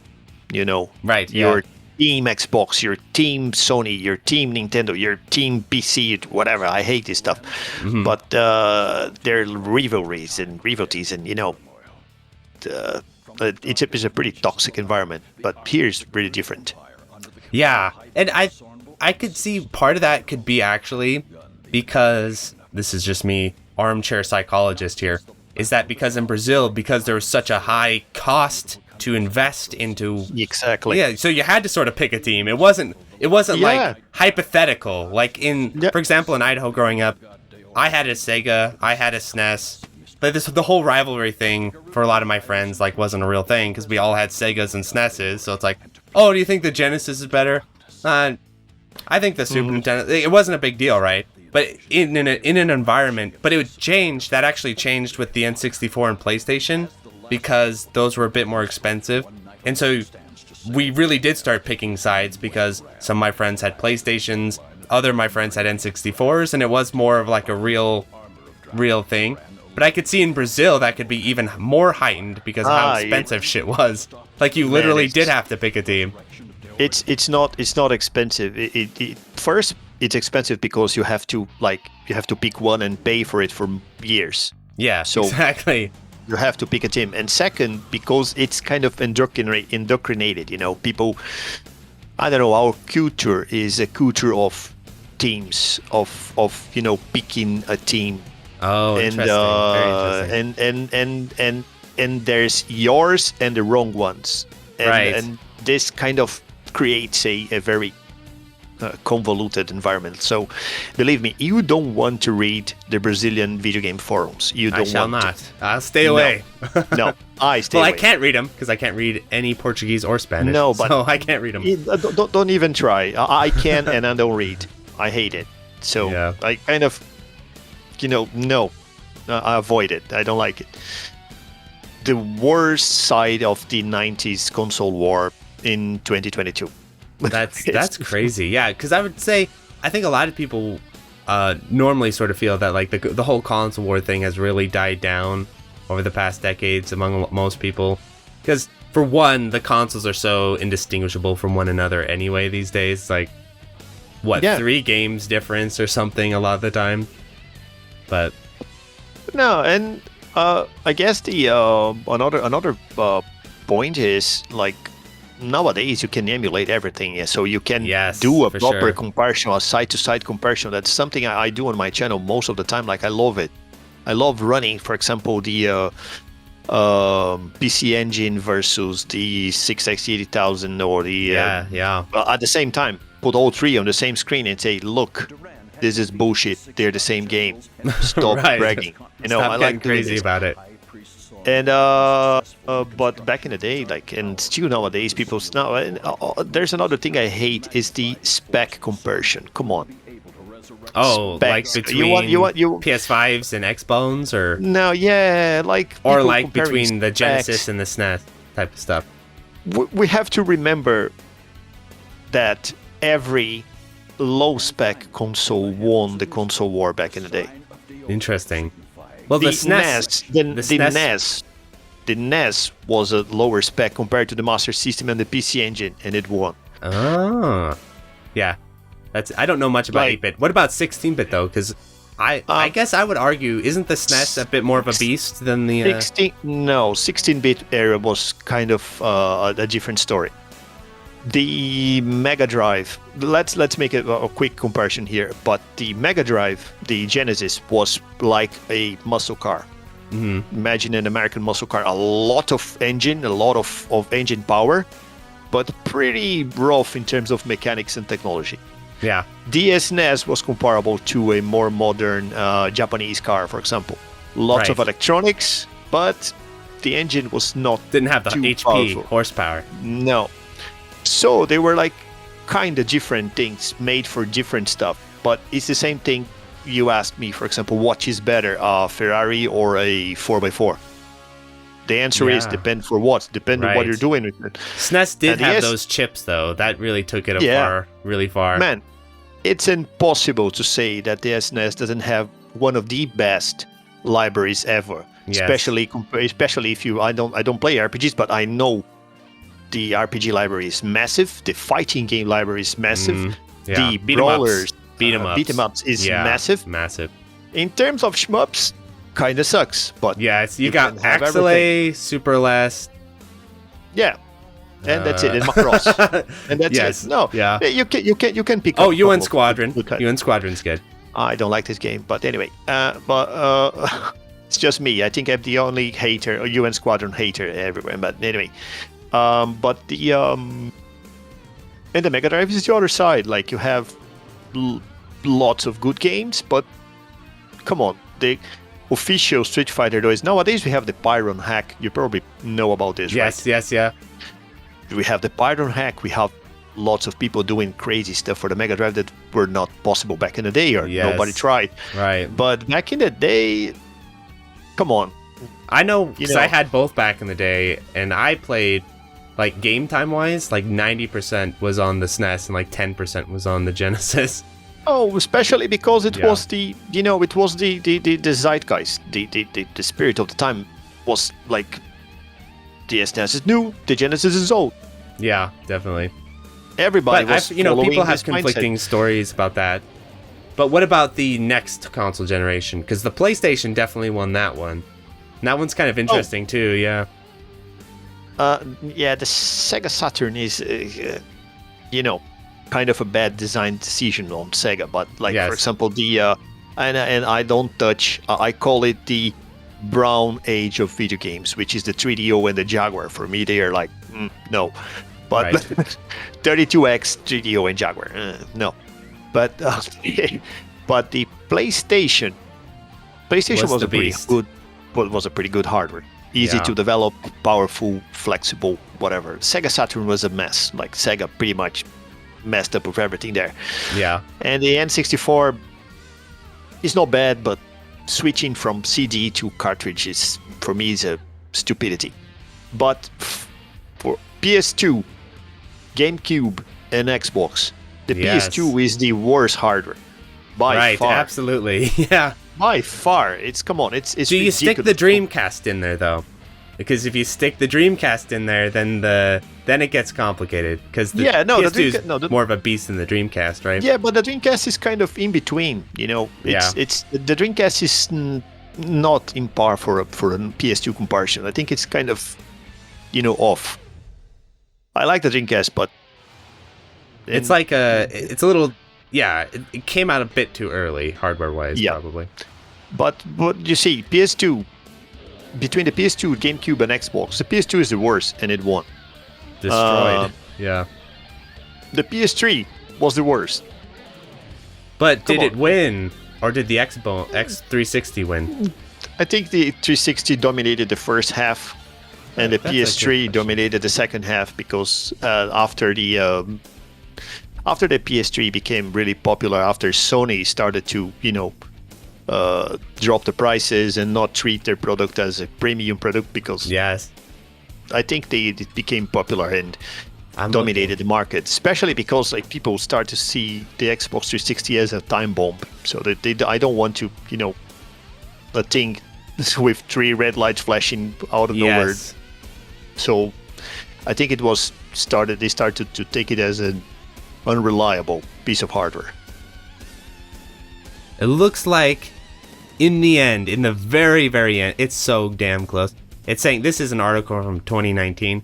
It says that the PS3 sold 87.4 million units, and the 360 sold 84. So that's neck and neck in the end, I would say. Like, the PS3 slightly takes it, but like for me though, there was no competition here, at least among my demographic of people. Everyone had a 360. Like, some people had PS3s, but the 360 was very, very, very popular.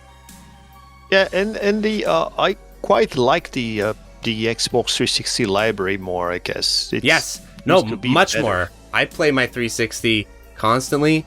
The problem with the PS3 is like all this stuff that was kind of worth playing on it is now better on PC. Like most of those titles, the only one that's kind of still hanging out is like Metal Gear Solid 4, but everything else now has like a superior PS4 or PC version. Yeah. Where the Xbox 360 still has some good stuff on it. I have a massive PS3 collection here. Like it's probably one of the biggest collections I ever had, and I quite like it. But one of the reasons that made me switch from the Xbox 360 to the PS3 is because PS3 is region free. Oh, I wouldn't know because I modded both of them, so I forget about all that stuff. Oh. Mine are. What's a region? Yeah. Yeah. But yeah, when I start finally getting original games, which came up pretty late in my life, I started getting, I want to have the original games in it, but the 360 were like, I want to buy an European game, I want to buy a Japanese game, it won't run. But what's like a really good Japanese only PS3 game? Katsui maybe? No. Or what would even be it? You know the Katsui was to be released for the PS2. Yes, yeah. Just couldn't quite handle Imagine it. That. Imagine like I would shit bricks with PS2 version of Katsui. It would be probably the best shmup on the console. It would be really cool. And I think but we have Ibarra and we have Dodonpachi and Grudges Fire. PS2 is not bad for shmups. Like it's really good. The PS3 is awful. Yes. Oh, it's horrible. Horrible. PS4, ironically, is amazing, but PS3 is awful. Yeah. No, PS3 is a joke. But what is like a non, like what a Japanese region only PS3 game that's good? I'm trying to think what that even be. Well, I don't know because I lived in Brazil when we had no PS3 games there, so everything was imported. So I had to, I had to look for all markets and see where I could get the game for less money and try to import from there. Interesting question. Does Brazil have a region or is it NTSC? Most of the times, I guess it's NTSC. It's compatible to the United States consoles. Yeah. So you were playing NTSC consoles, right? There were like one or two times where we moved to a different, like I think Japan and Australia for some reason. But apart, where did we put you? I can't remember where when this happened, but this happened I think one or two times. But apart from that, everything is NTSC. Right. Yeah. But so I'm trying to think what would even be like a real good Japanese only. Because the problem is I could probably some RPG, but then you have to read Japanese. Oh yeah. Let me think. Well, we had Kitsui. And Kitsui is kind of a special version, right? It's not the regular arcade game. I think I heard there's something different on the PS3 version. It runs too fast. That's what. It's not good. Oh, it's not good. That's why I'm so bad at this game. Or maybe I'm just bad. But anyway, Kitsui is kind of hard, right? I tried playing it. Yeah, it's difficult. Yeah, it's difficult for sure. I love this game. Don't get me wrong, but there's one thing I don't understand. Why is the bomb so bad? Because it's ridiculous. I don't get the Kitsui's bomb. Because it doesn't screen clear. Is that what you mean? No. Yeah, no. It's like a targeted lock-on bomb. Yeah, I don't get the bomb, honestly. Like it's more like a special shot with a number of charges than a bomb itself. I think probably because Ketsui is a bit more generous with them, so you get a good amount of them. So maybe that might be it. Could be. Yeah. But that's the only thing I don't get it about Ketsui. Let me think about Japanese PS3. No, I honestly can't remember now. But like the reason why I picked up the PS3 was because I could buy games from everywhere. Yeah. And I could pick the best price. But now I'm thinking if I were living, like for example, here in UK, I would definitely go for the X660 because I would have no need for to import games. Right, exactly. And what's cool is the modern consoles now are all region free, PS4 and all that good stuff. Well, I hope so. I'm not into the Xbox nowadays, so I'm not sure about how is it if it's region free or not. Or I think so. Every time I'm going to write an article on a review or put something on my videos about the Xbox, the versions, I see this game was released for Switch and PS4. Yeah, Switch the Xbox PS4. gets hosed pretty bad in the shmups and in the arcade games. The place that I use it is mostly with like character action games like Ninja Gaiden and that type of stuff. It's good for that stuff, but yeah, like shmups, it's deeply neglected, sadly. Yeah, every time I see it, kind of, it should be on Xbox too, because it's pretty much like a Steam game or... Yeah. Just because it's not a Japanese console, basically. Yeah, they don't bother. Yes, don't bother. Exactly. Yeah. Nobody's gonna play this. You can get Garega on the Xbox though. M2 brought Garega to the Xbox, but and Dangun, I think those were the only two it brought to the Xbox.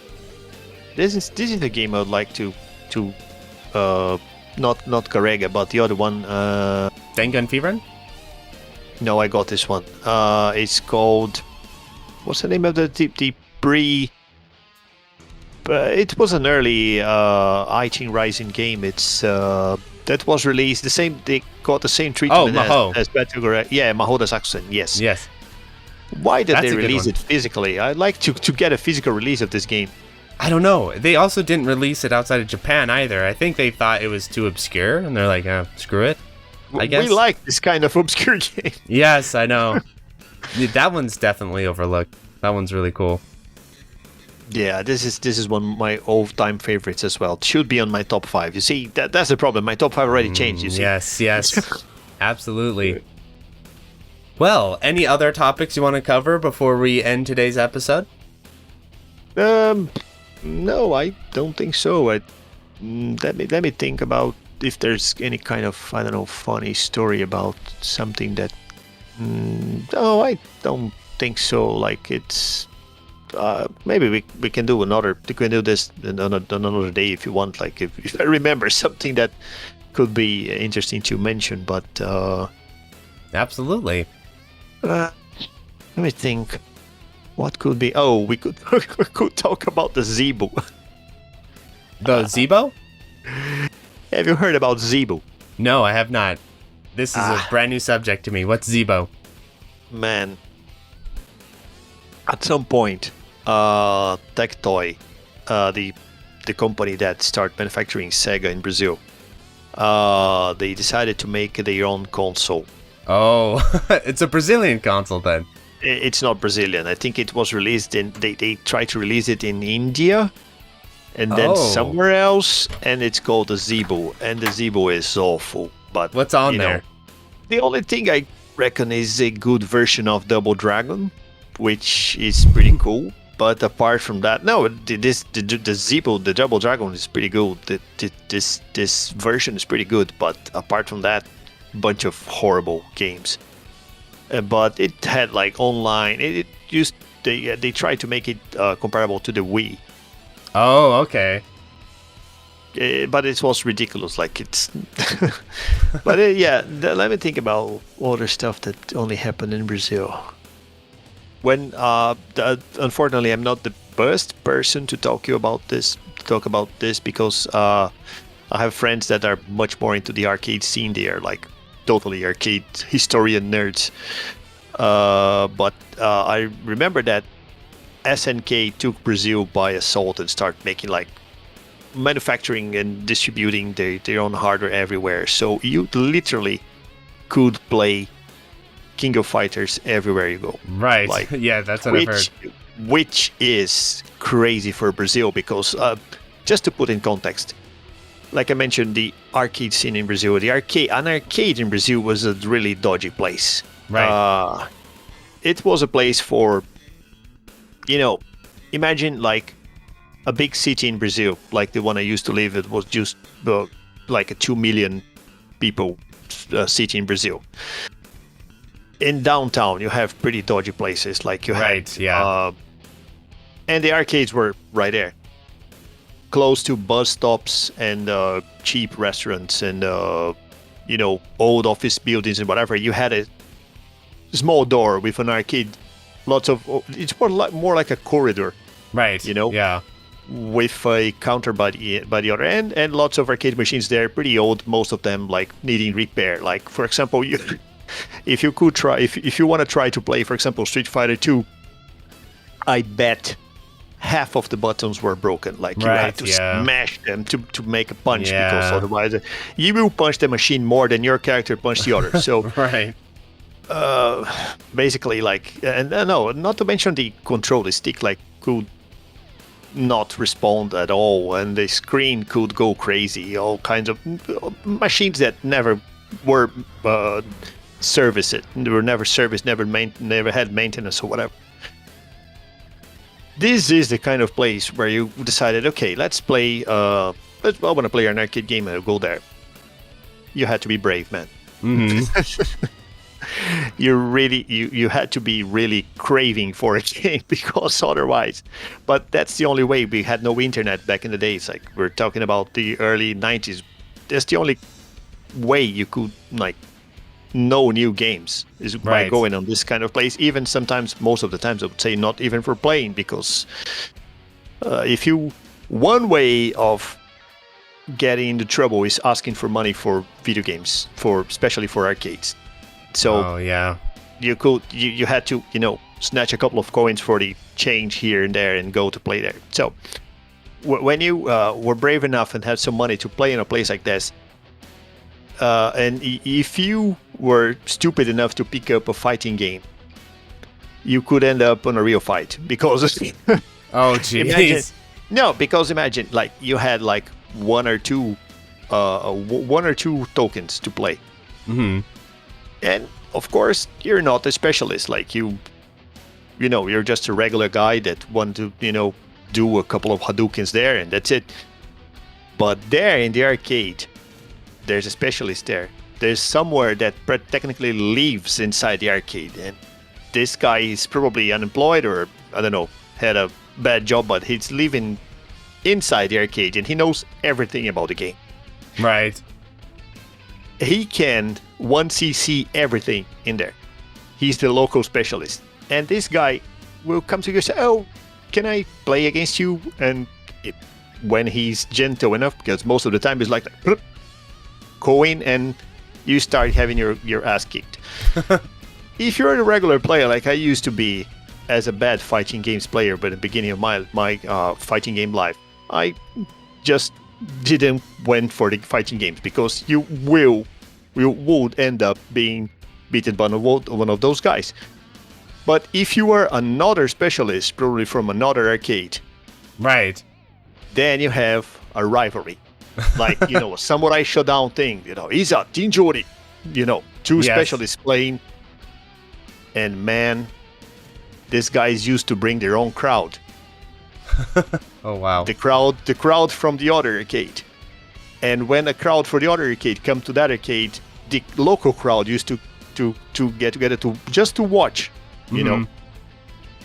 Of course, we expect, and most of the times, the fighting scene used to end up pacifically and on a civilized way. By the end of the fight, but okay, that was good one, another token, and that's it. And I managed to watch some spectacular, fantastic fights. The choice was always King of Fighters. Right, absolutely. Because it was popular. And specifically, the most important characteristic of King of Fighters that made it so popular in Brazil, you play with 3 characters, right? Mm-hmm. So 3 guys could buy 1 token and play it. Right. Very true. That's one of the reasons. We were a poor country. Yeah, that's crazy. No kidding. No kidding. That's why. Like 3 guys could go to lunch together and say, let's put a token on that machine. And the tokens, of course, they were cheap, but not that cheap. And said, okay, 3 people would buy 1 token and play King of Fighters against other 3. Yeah.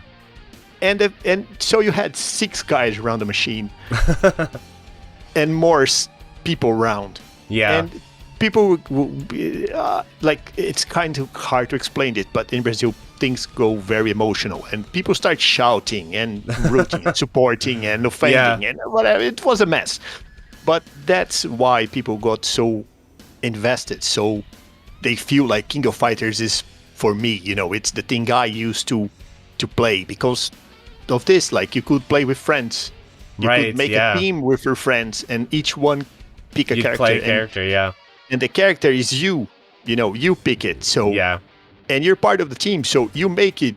If you don't fight well, we lose our token. Oh, geez. That's why I said you could end up in a real fight, even within your own team. So that's a really cool story.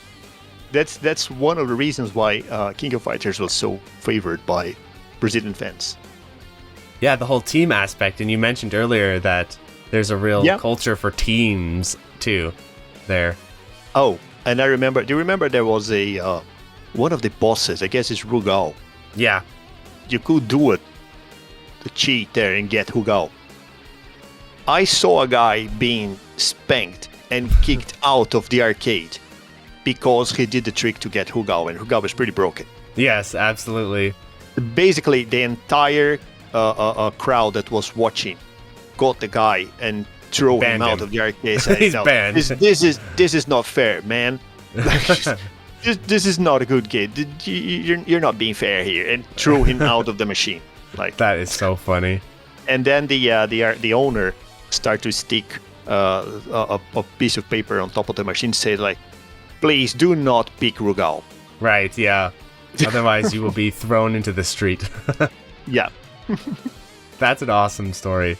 What else? Yeah, I think that's it for now. Like, that's all I can remember now. But yeah, like I mentioned, like, feel free to whatever you want to talk about Brazil or other stuff again. Just drop me a message. Absolutely. And before we go, you definitely should talk about your channel a little bit. Kind of give a preview and taster for everyone to check out your channel. Okay. There's another cool story about this too. I started doing my channel because I write about video games since probably the mid 90s. We used to have a blog used to have a blog with friends, and we used to just write reviews because, I don't know, we don't had like everything on Wikipedia back in the mid 90s. You probably remember that. Like, it was quite hard to get information. Not absolutely. Even I don't think Wikipedia is reliable, 100% reliable, but it was quite much harder to find it. And we start discussing it one day and talking about it, and we came up with the feeling that, okay, if we don't write it, it's going to get lost at some point. So we have to write, make a way to remember things in the future. We thought, like, we never realized, we were young, we never realized, like, okay, things will get digitized, and we get even the PDFs of the manuals of whatever, but we were more worried about arcade games. Right. And we started to write, it was a pretty weird situation. We used to go to an arcade, play the games, and go back home and write the articles together. It was a pretty fun thing. But one of the guys, his girlfriend was the web designer, and when they broke up, she was pissed off and deleted the whole blog. Oh, balls. We lost. Yeah. What about the Wayback Machine? You might be able to get it through the Wayback Machine. No. Damn. No. We were stupid. We were hosting the whole thing on her server. So she was a professional web designer. So she said, no, and deleted. Do you still have the link for it? Like, do you still remember what the URL was? We never. I think we were using Blogspot. I don't think we had money for a real URL. But anyway. Right. But the name was Arcade Rats, and we used to have arcaderats.blogspot.com, but I don't know if it still exists nowadays. But after that, that's how I got used to write about video games. And then we started a new blog, but I was the only one willing to write, spend time and energy Right. to. And the other ones were like, nah. They're over it. Yeah, I said no, but I want to keep doing it, and I end up doing my own blog, which is ShmupsBR blogspot.com, and it's still online today, but I'm not updating since I noticed that nobody was reading it because everyone was paying attention to YouTube, and that's when I switched. I decided to start making videos, and had no idea how to make videos. I'm not sure if I still do. I don't think so. I think my video editing skills are pretty lame, but I'm trying my best. And Well, I know the story because I had the same thing where I was hosting a podcast on SoundCloud and was realizing, okay, this is a very limited platform here. We gotta make our way to YouTube as well. So definitely know where you're coming from there. and I just started doing the same thing I was doing on the blog, but on a video format. And in the beginning, it was pretty hard because I didn't want to show my face, and I didn't like the sound of my voice or whatever. But as you know, you get over it. You overcome this. You overcome this stage. Like you see people doing much worse job and say, okay, I can do better. Yes. I'm not that bad. And well, it was fun because the Shmup community in Brazil is big. It's massive, to be honest. Actually, I didn't know that. Yeah, it's massive. Makes sense, though. Actually, this is something I'd like to take the opportunity to say to people all over the world. You guys have no idea how big the gaming community in Brazil is and how passionate we are about it. Sure, yeah, absolutely. You have no idea. And you have no idea how much we love doing this. Because as a poor country, we don't have much things to get attached to. Like we don't have, and this is what we have. And when we love this, and we make it out of passion, basically. Right. And this is something that drives us, something that make us, wake up at 4:00 a.m. Yes. and talk to someone on the internet we never talked before. And yeah, that's it. We just love it. So never underestimate when the Brazilians say they love video games, because they really do. Oh, yeah. And and I decided doing this especially because I was already used, and I said, okay, I think it will be fun to learn a couple of new skills to do videos and whatever. And that's it. I think I'm not doing that well with the channel in terms of numbers, because I basically do videos in Portuguese, and the audience is reduced. There's not a lot of people watching. But I wonder if you could reach your own sort of home audience, though, like your fellow Brazilians. This is something I always stated for my my channel. The name is ShmupsBR because I am Brazilian and I'll always be it. That's it. And I want to do something for Brazilians because nobody else is doing. Most people don't even know where Brazil is. Some people ignore the fact that the country do exist, even if it's a 220 million people country. And it's massive. we have a massive amount of gamers there, and nobody's doing. So why not? You are doing a great job. Shmup Junkie is doing a great job, and Bullet Heaven, the other guy, I forgot I'm never sure about the name of this channel, and because it's called Bullet Heaven but Studio Mudprint, so I never know how to address. Get it confused, yeah. Ed. Yeah, it's you a kind could of say Ed at Bullet crisis. Heaven, maybe. Yeah. Yeah, but you're doing a great job for the general audience. I want to talk to the Brazilian people because most Brazilians don't speak English. Exactly. We do. Yes. We do, of course. If we study, we do, of course. But I want to do something for them, because if I don't do, nobody else will do. That's exactly and, right. I think it's fair to put subtitles. I know most people hate subtitles, but that's all I can do, man. If I start another channel in the future, I'll probably do it in English because it's a rational thing to do. But this one will be in Portuguese. Yeah, absolutely. And I tried my best to add English subtitles to everything. If I just don't add to the live streaming because it's a 3-4 hour long. No kidding. Things. And sometimes I'm saying bullshit and that doesn't deserve translation. So yeah, if when I see an English speaker in the channel, I switch to English. I can switch to English immediately and start talking to him, and that's. But for now, that's all I can do. But wouldn't it be cool? I should look. I should look into this more. Wouldn't it be cool? I don't know if YouTube has like a dual audio feature in it or not, like where you could swap the audio track. Do you know if YouTube has something like that? Because that would be pretty cool if you could like record your videos in English and in Portuguese, and then the users could like swap the audio track. One thing I try to do, because some Brazilian YouTubers do, is record two versions of the same video. But man, it's too much trouble. And I noticed that. Yeah. And I noticed that people don't watch it. For example, even when I add English subtitles to the videos, I don't even see people. The statistics, retention. The analytics. Yes. I don't think there's people from outside Brazil watching me, so I comment anything, or I don't see the numbers. So I think it's pretty much. You know what you could try to do, and I'm just spitballing here ideas, is have you ever watched documentaries where they let's say they're interviewing a Korean Brood War player. I saw a documentary like this, and what they did is they had the Korean talking, and then they had a sort of dub track after that to sort of hear the English version.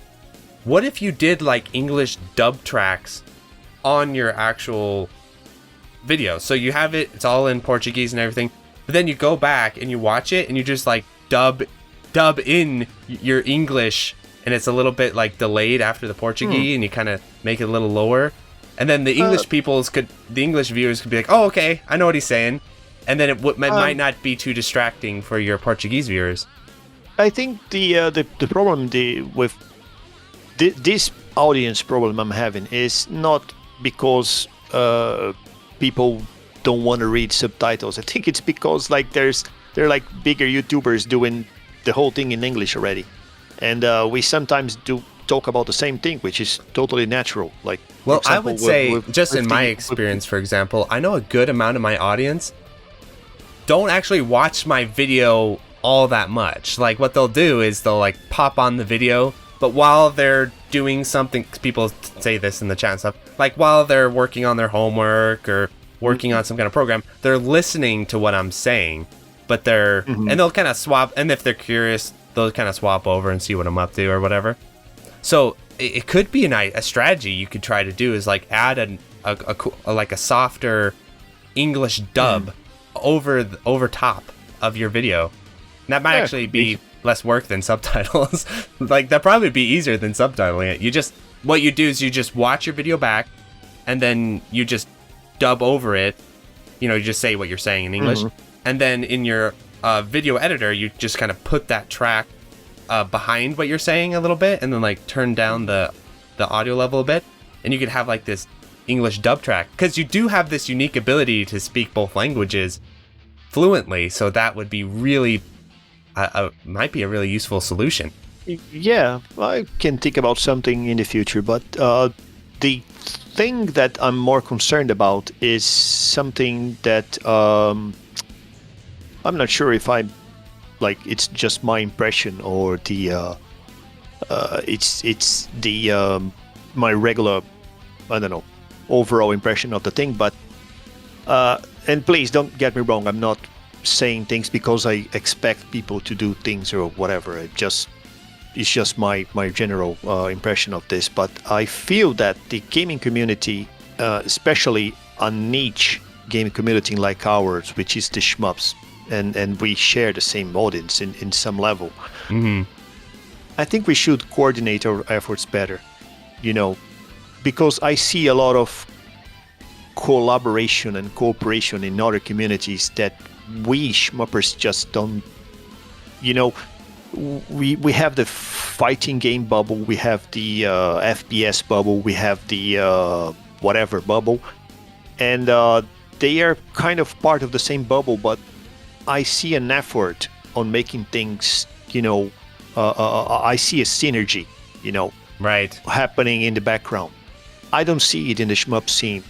I call it ShmupsBR because Right. I think the word really is funny.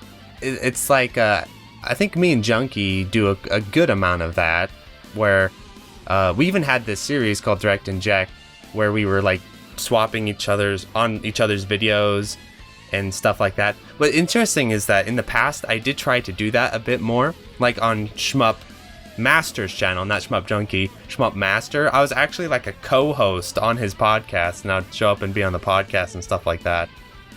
But the tricky thing about YouTubing and collabing and stuff, I do definitely agree, and that's why I wanted to bring you on the channel, is to kind of help spotlight you for other people. But the tricky part is that crossing that algorithm is actually a very difficult thing to do, even with like really common collaborations and stuff. Usually it's kind of like that host channel gets the juice. That's where the juice goes. So like a good way to for you specifically, a good way for you to grow via collaboration would be for me to show up on your channel, and like Shmup Junkie to show up on your channel. That would be the way to push towards your channel.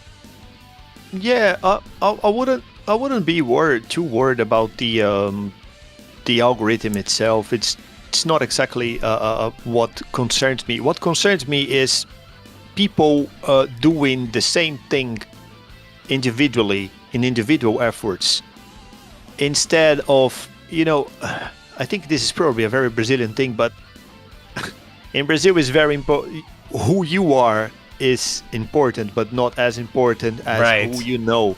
Right. Yeah, and that's like the complete opposite of like a American Western perspective, where it's like the individual first, at least for me anyway. The Yeah. individual first over the whole like sphere of it. That's just sort of my perspective. Because Yeah. it's probably right, and I guess the algorithm was created to reflect this. But yes. Like for example, problem- if we all like, just hypothetically speaking, like let's say Junkie, Ed Tremblay from Studio Mudprints, and myself, we all decided, okay, we're going to do a collaborative review of, what was that game that should come out? Soul Cresta. We're all going to do this review together on Soul Cresta. We're all going to do it together. Well, what you call this, the analytics, the realities of the situation is, whoever hosts that video, if it's on Shmup Junkie's channel, it goes to Shmup Junkie. It doesn't go to the other two. And so that's why we kind of did this direct inject thing, where we trade off videos between myself and Junkie. But the thing there was that as you see our channels start to drift, where I have 10K and he's about to 20K, what happens there then is like he's doing me much more of a favor than I'm doing him, because of the drift in the audience. So but, I understand. that's where it but starts to get real tricky. what I'm saying is, I feel it's not about, for me at least, it's not about numbers in absolute numbers in terms of how do I make on a video. I never made any money on YouTube. Yes, But what I'm saying is, for example, I don't know. I think it's really sad, and I don't know. Sad is not probably the right word, but it's weird to imagine like we're doing the same thing but in separate bubbles. Yes. It would be much better if you could at least, I don't know, somehow have a space to put the same guys to talk about the same thing, because they're playing the same things. Right. Well, that would be interesting just sharing opinions, and we could, get the same video download the same video, and the same video could go to every channel and people will watch it whenever they want. Yeah. It doesn't matter, it's the same content. But and I don't know, I think it's weird because in the long run it's not about who's making more money with the video, because nobody of us will do. Like, we're small channels compared to the YouTube, big sharks. But I think though, outside of just money though, I guess the way I would sort of describe this is like, imagine a film with two directors, like two directors that I really like are Quentin Tarantino and Rodriguez, right? Well, okay, They're so good picks. yeah, they're great directors, and they have similar styles and they have similar interests, right? But even if and they collaborated on stuff together, right? But the thing is that when you're, because I kind of have this experience doing the Game Fellas podcast. I basically did exactly what you're describing on something called Game Fellas, where me and Shmup Master were on the same channel. We're on his channel, doing the same content. We were on the videos together, discussing the same topic. But what ends up happening with these types of things is, because video making and YouTubing is also an art form, what you'll start to see happen is creative differences will start to emerge. And so let's say like Shmup Junkie and I did a lot of the same videos. We have actually pretty distinctive creative styles, even though we're both talking about the same games. And so it would start to be like, are we going to make this a Shmup Junkie style video? Or are we going to make this a Mark MSX style video? What kind of things are we comfortable saying? Because like my channel is a little bit more spicy. I'll say some more wild shit than Shmup Junkie tends to. And I tend to be more critical about certain things than he does. So that's why I like more of like a state of YouTubers where like we cross over, we hang out, but we're not like pooled together into one entity, because you'll get different flavors. Definitely. Yeah. You know, I think it's what you said is very valid. Like, it's very important to preserve each one's style, which is, of course, like a trademark and a signature of each channel. Like, but what I'm saying is, it would be good to have a space where people could, everyone interested, like everyone on the same topic. Debate without having to care about like this goes to my channel, this goes to your channel, this is my style, this is yours. It's more like I guess I think people would love to see what people producing content, how they would interact with each other. Yeah, exactly. Yeah, definitely. Like the YouTubers Unite podcast I did, where it was Shmup Junkie, myself, and Ed all together at once. Type of thing. Yeah, that's I think that was a very good initiative, and also it would have even help people to see things they don't see in the regular videos. Because, for example, when I want to you want to make a video about, I don't know, a game, a review or whatever, you sometimes, of course, you are yourself, but you are yourself making a video. You're not talking, like telling weird stories like I'm telling you today. Right. And I think everyone has cool stories to say. And these stories don't fit into a video content. You see? Yes, I know what you're saying. For example, now I have to review Andro Dunos because the game is just out and I love it. It's really good. You should check it out. But like there's no space for example, for me to tell weird fun stories. You tell fun stories, and I think the audience wants this kind of thing. Yes, they want to know who's the guy behind the video, and sometimes we're producing content that points towards the same direction, but we're missing the human element. Yes, it sounds like you have an idea for something for your channel. Then you could do, like, for your channel, what you could do is you could host a videocast, I recommend, that would be like, so for instance, like this game comes out and you want Junkie or myself or Ed to show up, you could like invite us on, and I'd be down to do that. I'm actually super flexible about that. I'd show up and give my thoughts, and that's that I would like to, let's just imagining here something. For example, it would be a space for I would be more than happy to do that and invite you and say, okay, have a beer and let's talk about whatever you want. doesn't need to be video games or whatever. Like if it takes like 2 or 4 hours, I don't care. Like that's, of course, like depends on your free time, but you got it.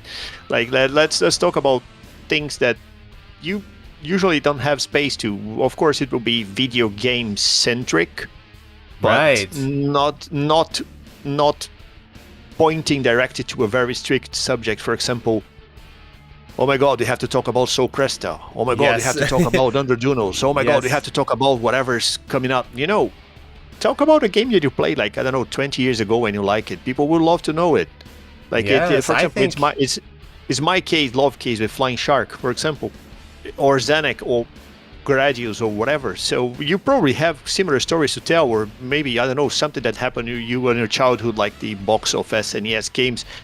This is gold, man. This is story that happened to people, relate to it. Yes, yeah. And I think people will love to know this because we don't talk about ourselves in our channels. And this is stupid. You know, and we're guys, when we're similar people, no, I wouldn't say that similar, but we're people like with similar tastes, doing similar content, and we don't expose the human element, and this is what sells nowadays. I think that would be I think you're coming to a great idea for content for your channel. Like you should host a type of podcast like this on your channel. And I'd be down to show up. I'd be down to come and hang out and spit my thoughts. I just don't know how I'm gonna do, because most of my audience speaks Portuguese. But anyway. Yes, I have no idea how to handle that. This is a problem for. I guess you could bring on Portuguese people though. You could bring on like Portuguese members. I do. Yeah, I already do. Do this. What I do with my when I'm hosting people from Brazil, for example, I usually ask them to recommend a couple of games, and we play those games and talk about them and all kinds of bullshit. How much Spanish does your audience speak? Is that like a common language among Brazilians, or just Portuguese? This is a. I was trying to explain this to a friend in the United States, and he. I actually do understand. I actually do know a bit about Brazil, and I do know you all speak Portuguese. I did actually know that. No, yeah, but like I remember I was trying to explain this guy. He's from he's not even from the United States. He's from Canada, and he kind of said that yeah, but Brazil, Argentina, whatever, it's very similar. I said, no, that's what you think. No, man. Unfortunately, it's not. They're like, sometimes we're very similar in terms of culture, and sometimes but for example, I have problems when talking to people from the Shmup scene, and they are Spanish speakers. I end up speaking English. Yeah, I mean, it's a totally different language. It's totally different language. And you know, I was never educated in Spanish, so even if you speak literally, if you speak Spanish slowly and Portuguese slowly, they can interact and understand probably 80-90%. But it's different. Yeah, and people may end up offended, you know, because you're butchering their language, like I'm butchering English now. But you can. But it's even worse. Like I don't speak 1/10 of Spanish than what I speak of English. So right, officially. So like the language you'd go for with your audience then was either Portuguese or maybe even English. I think we could, like, it's, I think, natural for the audience. If I'm interviewing someone in English, I'll of course speak English, and I can add subtitles like I do with my English, like I do with my Portuguese videos to English. So, in my channel, man. Or you could do like a dub track on top of it in Portuguese. Could be. Yeah, I'm trying to convince you of this. I'm trying to sell you on this idea because I think it'll work more than you think. Could be. I'm just trying to imagine how to accommodate two audio tracks talking two different languages at the same time for the same people. That I don't think there's this document. Go on YouTube, look up this documentary about Brood War. It's like now National Geographic Brood War. Look that up on YouTube because they should have something like they YouTube, show it's an old National Geographic used to do this. You will hear them speaking in Korean, but they'll have an English dub track coming in afterward, translating it for you. But it's like semi-real. It's pretty close to real time, so that if you're Korean, you can hear what they're saying.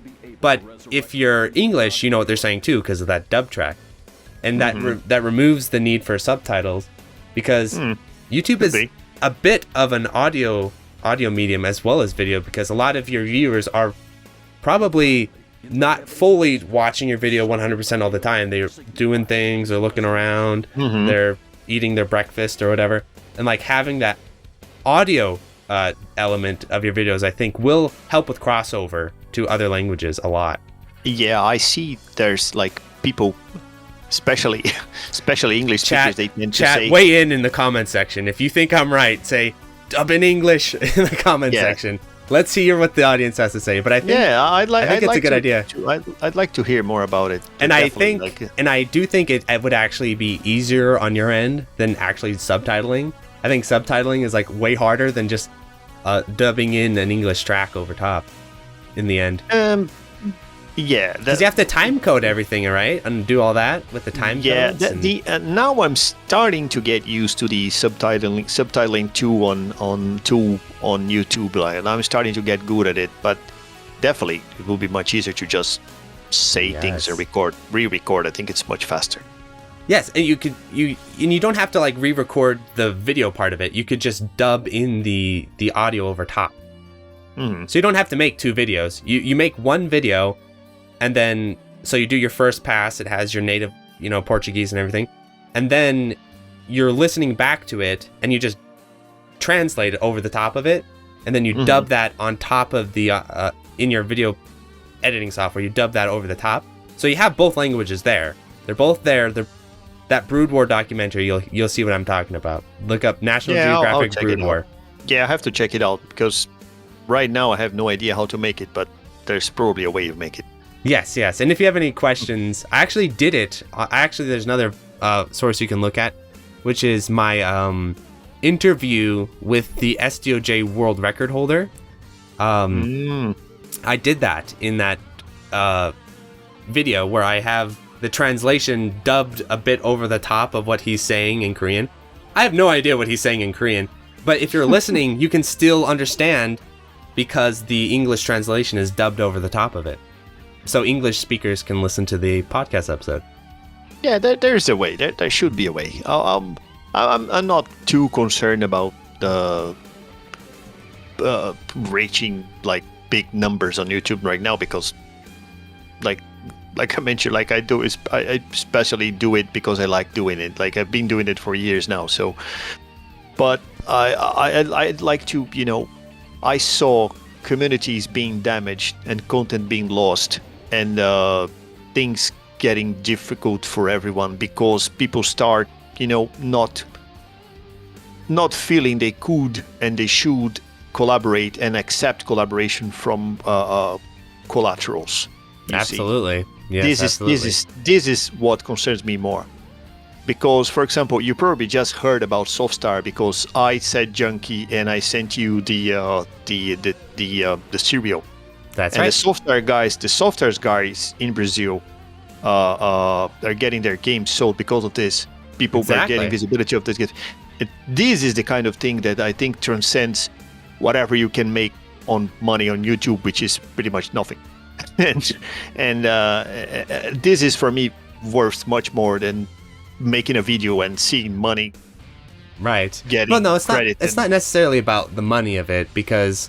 Like, if I wanted to just make money, I'd just get a real second job and make 8 times more in a day. But it's just more of, like, the logistics of it, I guess you could say, if that makes sense. Because, for instance, the logistics of Shmup Junkie he has 18,000 subscribers. And so, like, the logistics of that is he has an ability to tap an audience on the shoulder and say, SoftStar? And that would be an audience that would be inaccessible to Banana Bytes otherwise. So that's kind of what I'm saying is like being able to grow your reach can have massive potential benefits for many other people other than just yourself. For instance, that's one of my main reasons for growth is so I can point out, Blue Revolver Double Action is coming out, and I can interview Dambo, and it could reach a lot more people. So, and I think you have that potential. You have that potential for the Portuguese audience, for the Brazilian audience. For example, you probably heard about this, right? Let me show you something. The magazine. Yes, I heard about it. Yeah, I have to find a way to send you an issue. We're releasing it in English now. This is one of the things that for me it's very important, like to be able to. We're really proud of the whatever we do, all the attention, all the audience, all the visibility we're getting now because of the magazine. It's working way better than any YouTube video, for example. Let's take a look at it. What's give a little preview. What's in there? Well, first, our idea with this magazine nowadays, it's how it became possible was we, like I mentioned, like we are very passionate about everything we do. Like we really love doing this, and it's like pretty much like a second job, doing all the digital. Yeah, absolutely. Digital art and whatever. Like there's several people involved, but what does the magazine cover? Like, is it reviews? Is it interviews? Is it like what's the type of stuff in there? We noticed, like we did some research and we couldn't find a Shmup exclusive physical publication nowadays. There's just I don't know. There's just not happening. There's none. And we said, I was talking to people in Brazil, saying another Shmup fans, saying, man, nobody's doing it. Why? What's wrong about it? Like, and we couldn't find a cause and say, why wouldn't we try? Well, doing it? I have an example because I kind of wanted to do a magazine a while back, but I can't draw things and I don't have any sort of copyright clearance for a lot of stuff. So the magazine would just be me typing things. So you'd need a specific skill set to create a magazine, probably. Yeah, well, I think we end up with people that has the skill.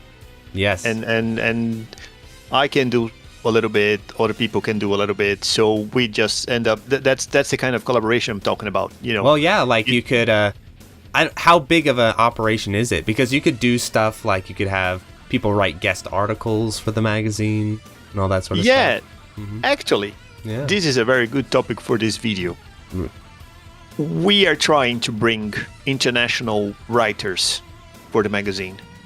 Well, not just like regulars, but one issue, two issue, whatever, you name it. And we just can't. Because I am the only one I am the international face of the magazine. I'm the only one that contacts people, border people like Loco Malito and the other guy from Raging Blasters. And I am the guy that talks to people internationally and say, hey, you want to participate? And they say yes or no. And now we're bothering NG Dev.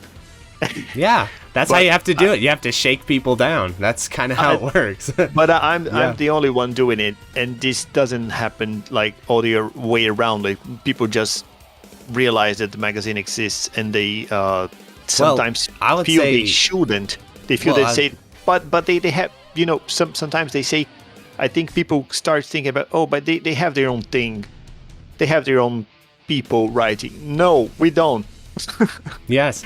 Well, I would say the way it kind of works is whenever you start something, you start an endeavor like this, whether it's YouTubing, creating a magazine, making a game even, those initial stages are a real grind because you basically have to prove that what you're doing has some legs under it.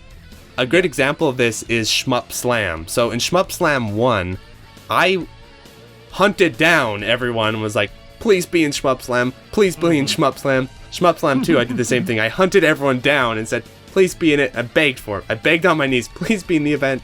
And then 3 and 4, it started to gain like a bit of a reputation. People started, it got recognition.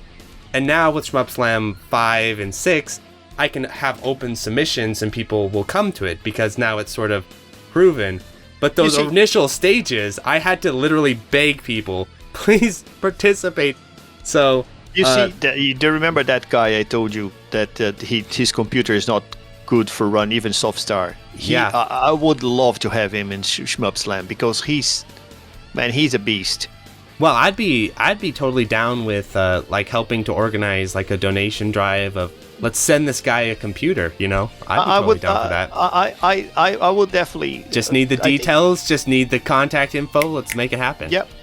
Yeah, I will definitely ask for you for help because you know I could get some money here just myself and send him a computer, but you know I think this is a community thing. This is something we have to bring not just for him but for people in the future that may end up on the same situation, not just for the computer to play games but you know, to make a game happen or to make a publication or a magazine or an event or ShmupSlam or something like that happen in the future. I don't know. We cannot. I think you know we cannot survive on scraps, on leftovers. Like with these types of things, like having these types of projects, like your magazine, and like I think will be a podcast type of thing that you want to do. Like these types of things, it's like these. I really love these ideas, and a lot of them just take that leadership step, right? And so like these visions you have of like a magazine and doing these things, like I feel like you have the ability and skills to like make those happen as like and be like kind of the organizer around those things. So like you can start messaging people, hey, I have this Shmup magazine, do you want to submit an article to it and stuff like that? And you'd be surprised. You just take that step forward and you'd be surprised how many people will respond. And yeah, that's kind of how the Electric Underground came to being, is just me constantly shoving my head forward over and over and over until you could gain some traction. The only thing I'd like to there is a constraint barrier that I want to break, which I feel it, especially being an immigrant here in UK, is the ghetto thing. What do you mean? We're not a ghetto. This is not a thing for Brazilians. This is not a Brazilian channel made for Brazilian. Well, in my case, my channel. Oh, you mean your Shmup, your YouTube channel? No, everything. Like this magazine, we're doing it in English. It's not because we think it can be written, done. The articles are done by Brazilians, and we're selling it for. Sending it for $10 worldwide for people in around the globe. No, if you want to participate, we're open to it. Like it's not our thing. Like I see here in UK, the immigrant communities are very ghetto-centric. You know, are very. I don't really know the UK very well, so I don't know what's going on. I'm bringing this to your knowledge. This happens a lot. For example. There are events for the Chinese community, events for the Indian community, events for the Brazilian community that other people were kind of not welcome, you know. This is not the case. Not for my things, not for my stuff. I do my videos with English subtitles because I want people from outside Brazil to watch them. Yes. We're doing that English audio track, I'm telling you, that'll help a lot. Yeah, I will research how to do this. That will help you a lot. The magazine, as you can see, is in English now. So we're doing this because this is not just for ourselves. And I hate, for example, when I try to find an article about the Sharp 68000, for example, which is a machine I have and I love. And it's all in Japanese. And if you want to, if you want to read something about it, you have to learn Japanese. I end up learning something, but it's not the same thing. Sometimes you need help and you have to talk to someone and the guy is Japanese. Or sometimes you have to talk about something and the guy is American or, I don't know, German or British or whatever. French. There's also lots of French players. Yeah, it's massive. And they're living in their own bubbles. And I can't say how happy I get when I manage to make someone cross this barrier and participate in something I do, or participating in something someone else do. For example, for several types I help Junkie on videos that he's doing. I don't do this for the publicity. I'm doing this because he needs my help. Mm-hmm. Definitely. He asked me for footage, for video footage of me playing games and filming my Sharp 68000, because I think I'm probably the only owner on the community. But I'm more than happy to collaborate. He collaborated on videos I did as well. Yeah, and that's I'm good more than happy. I don't believe in bubbles. I don't believe in clicks. Yes. I prefer to. I think the problem we're having, and the shmups will never leave this niche stage if the shmup content makers don't stop considering themselves inside their own bubbles. That's the point, I guess. Yes, and I think we're real always complaining. crossover point will be that adding that English in, because I think the language barrier is very powerful. As an English only person, no, definitely. like you give me 3 words of Japanese, I'm like lost already. So like I do think part of it is like if you could add that English track in there, man, I think that's really going to help that crossover with your audience, because a lot of people don't really just watch YouTube videos, they also listen to them. And some people don't like to read subtitles, I'll tell you that right now. No, of course. Yes, I will read subtitles. I actually watch every single thing, even if it's in English with subtitles, because just because I always want to hear what people are, like read what people are saying, because sometimes I have a little bit of a hearing problem. So I think like that audio track on your videos is going to really help that crossover point, and I think you'll be surprised. Yeah, no, I'll definitely look out. I have to learn how to do this because I have no idea. Yes, and if you need any help figuring out, I can definitely help you, because I did it with the SDOJ World Record interview. And I did definitely. that because I knew, okay, this is some good shit right here. And for the same reason you're talking, like the Korean, speaking of little communities, the Koreans, they're like this, you think Portuguese small, there's like 8 of them. There's like 8 Korean shmuppers, but they're all insanely passionate. Some of them are like world record holders. They're insane, but they're just in this tiny little bubble, and the reason for it is that language barrier. And so by adding in that audio track over the top, it was a way to kind of cut. It's actually in a translation, so shoutouts for the translation. But it was a way to cross that language barrier, and I think that's huge. There's another guy. There's a guy in Brazil. I think he's the record holder for Mars Matrix, which is a pretty hard game. Yeah. And he's a beast. He's a monster. I saw him playing, and he's, but he can't speak a word in English. I'll be more than happy to translate to him. Exactly. Yes.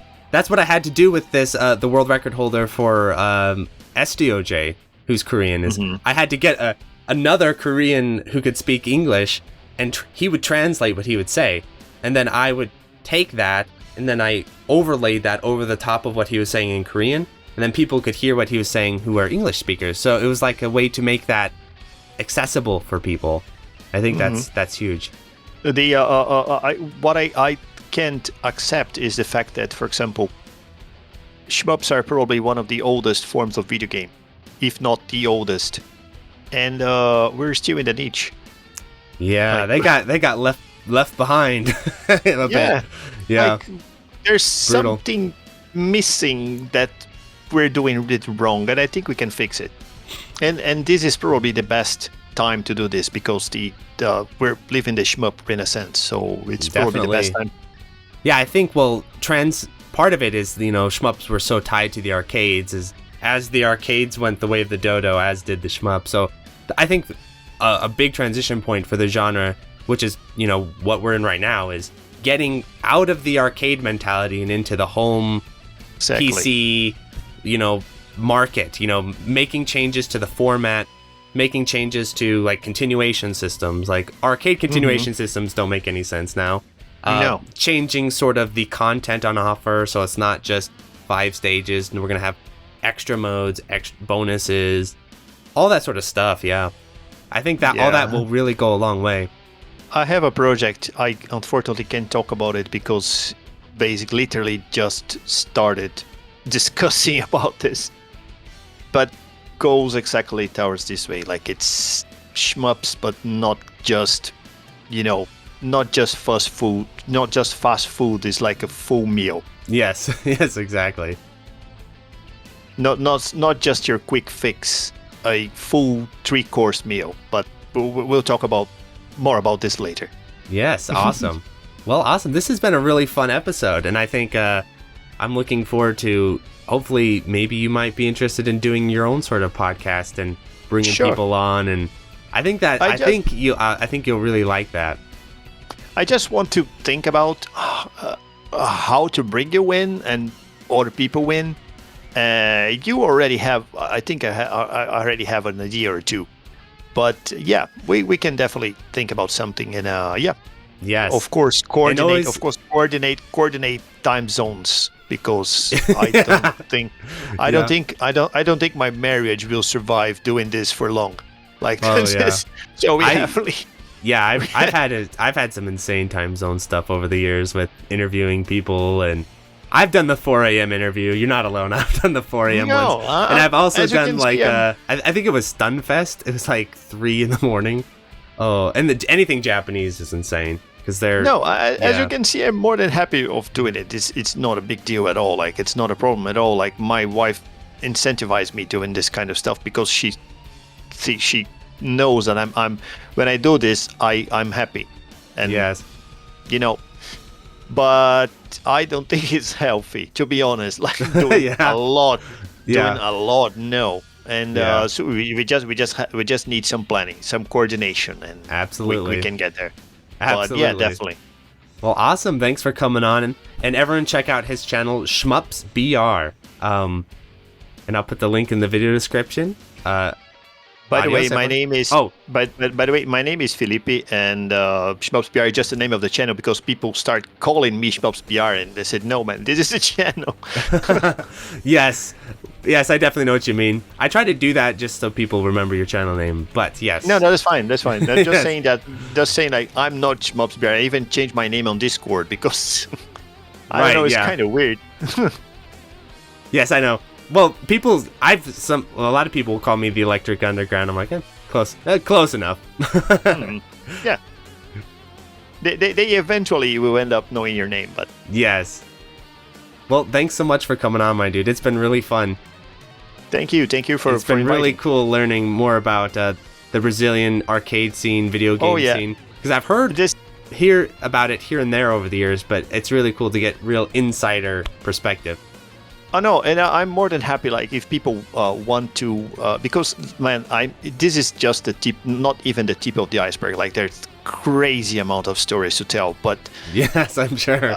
We just need some direction. Like if you want Mark to bring me again at 4:00 a.m. to talk about Brazilian video game history or whatever you want to know about Brazil, because it's a totally different ecosystem. Just let him know about the topic. Say you talk to me and we can prepare something more directed, because today I guess it was more like an overview. Absolutely. I'm more than happy to talk about. Well, awesome. Adios, everyone. Bye, people. See you. So thank you to the $5 patrons: Anthony A., Anthony Iodice, Aaron Solis, Asa Davis, Ben, Orgy22, Brian Shiver, Chris Yusufovich, Chronic Burnout 3, Cook Some Soup, Corey Mark, Des Audio, Darkwing, Darren Griffin, Disco Stas Leia, DJ420, Praise It, Eric H., FCK, Full Set, Retro Shmupper, Hausu, Kiwi, JLab, JBRPG, Jimnakam, John Kelly, Joltz, Gameboy Guru, K, K2, Kikoman589, Larridge, Malaise, Mark Toms, Matthew Derekis, Maz, Megadeth859, Minong, Mechalin, Michael Stum, Mitch LY, Queen Charlene, Nathaniel Davis, and Electron, Neon Dagger Games, Googles, Philip Mason, Radocat, Raoul, Real Skeen, Riff Mason, Rolf015, Scanline City, 7 Overdose, Shane Sinsiensky, Shmup Junkie, Space Votuus, Stadium Arts, Steve Fiction, Super Snip, The Boot Rex, The Real Ikuzo, The Dirty Screech, The N1, The Old Bensta, TRM, Sugumo, Twilight EX, X20 Spec, and Utakaya. Thanks for watching.